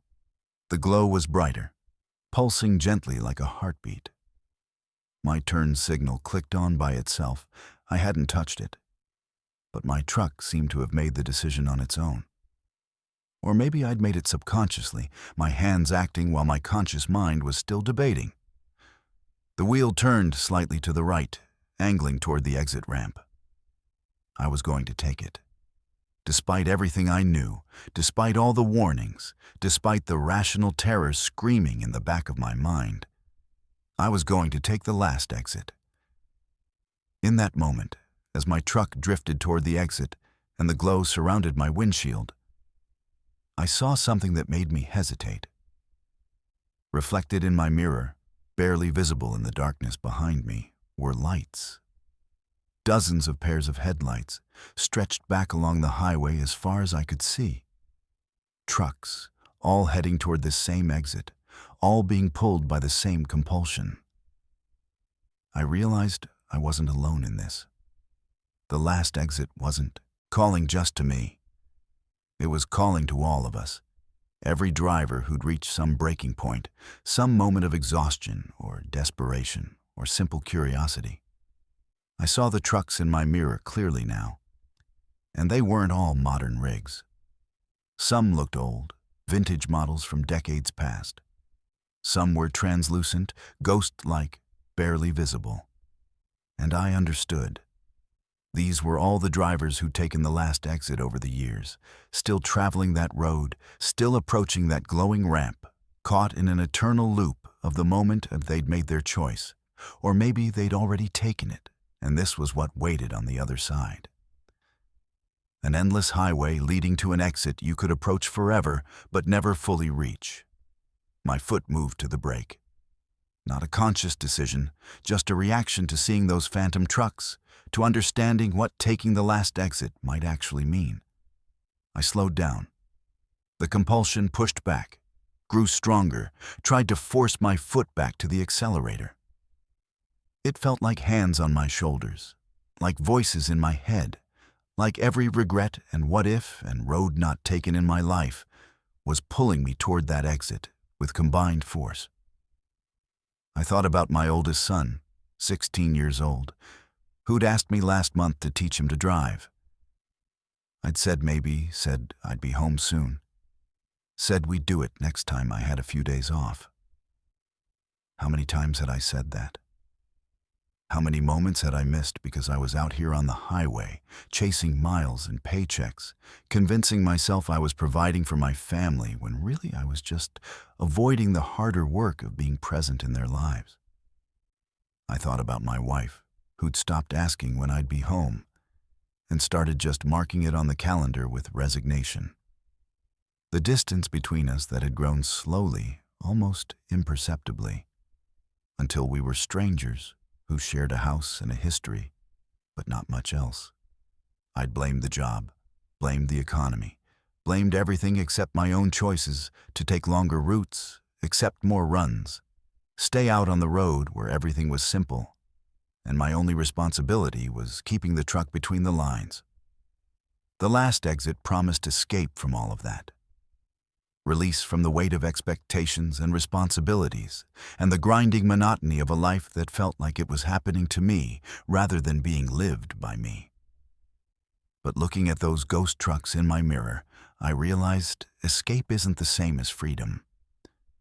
Taking the last exit wouldn't solve anything. It would just be the final, ultimate act of avoidance, the ultimate abandonment of everyone who depended on me. My truck was halfway into the exit lane now, the glowing pavement directly beneath my wheels. The pull was so strong I could barely breathe. But I made a choice. I cranked the wheel hard to the left, fighting against the compulsion, fighting against my own exhaustion and doubt and desire to just give up. The truck lurched back onto the main highway, tires squealing, the whole rig shuddering with the violent correction. The last exit flashed past on my right, the glow fading behind me. In my mirror, I watched it recede, watched those phantom trucks continue their approach to that glowing ramp, watched the exit itself shimmer and fade until it was gone completely, like it had never existed at all. My GPS flickered again, and when it stabilized, exit 2117B was gone from the display. The highway stretched ahead, normal and dark and mundane. I pulled over at the next rest area and sat shaking for 20 minutes. Then I called my wife. It was late, nearly 1 in the morning, but she answered on the second ring with worry in her voice, because I never call that late unless something's wrong. I told her I loved her. Told her I was coming home after this run and taking a week off, no excuses, no last-minute loads. Told her I wanted to teach our son to drive, wanted to have dinner as a family, wanted to be present instead of just physically there. She was quiet for a moment, then said, "Okay." Just okay. But I could hear something in her voice that had been missing for a long time. Hope, maybe, or just surprise that I'd finally said what she'd been waiting years to hear. We talked for an hour, really talked, about things we'd been avoiding, about the distance between us, about what we both wanted going forward. It wasn't a magic fix. One phone call doesn't undo years of absence and avoidance. But it was a start. I've thought about the last exit every day since that night. Wondered what would have happened if I'd taken it. Wondered where it leads and what terminus point really is. The romantic part of me wants to believe it's some kind of trucker's paradise. A place where the road goes on forever and you're free from all earthly concerns. The realistic part of me knows it's probably just death or disappearance, or some kind of supernatural trap that feeds on exhausted drivers who've reached the end of their rope. But here's what I've realized. The last exit isn't really about the destination. It's about the choice. It appears when you're at a crossroads, when you're so tired of your life that escape seems preferable to continuing. And in that moment, you have to decide if you're going to run from your problems or face them. I chose to face them, chose to go home, have hard conversations, make changes in how I live and work. Chose my family over escape. The last exit is still out there. It appears for other drivers on other nights, offering the same impossible choice. Maybe some of them take it.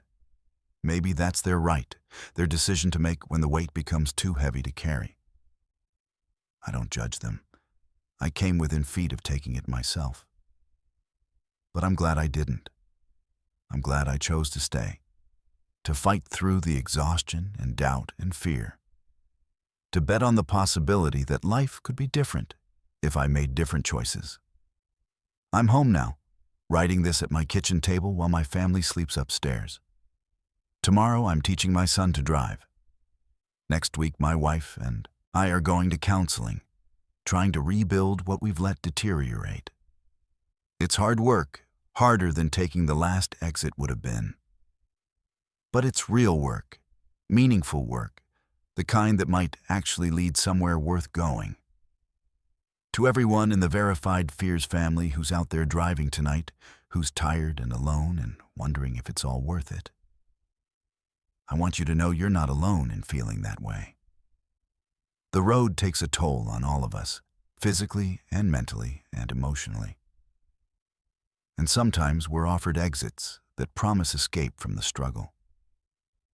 But I'm here to tell you that staying on the main highway, as hard as it is, as monotonous as it sometimes feels, is worth it. The people who love you, who are waiting for you to come home, who depend on you, they're worth fighting for. If you've got stories about the last exit or any other encounters on the lonely highways, drop them in the comments. Share your experiences with the family, because that's what we are. A family of people who understand the darkness of the road, who face the strange and impossible and live to tell about it. Hit that like button if this story resonated with you. Subscribe to Verified Fears to stay part of this community. And remember that no matter how dark the road gets, no matter how strong the pull toward that glowing exit might be, you always have the choice to keep driving toward home. Stay safe out there, horror family. The road is long, but we travel it together, and that makes all the difference.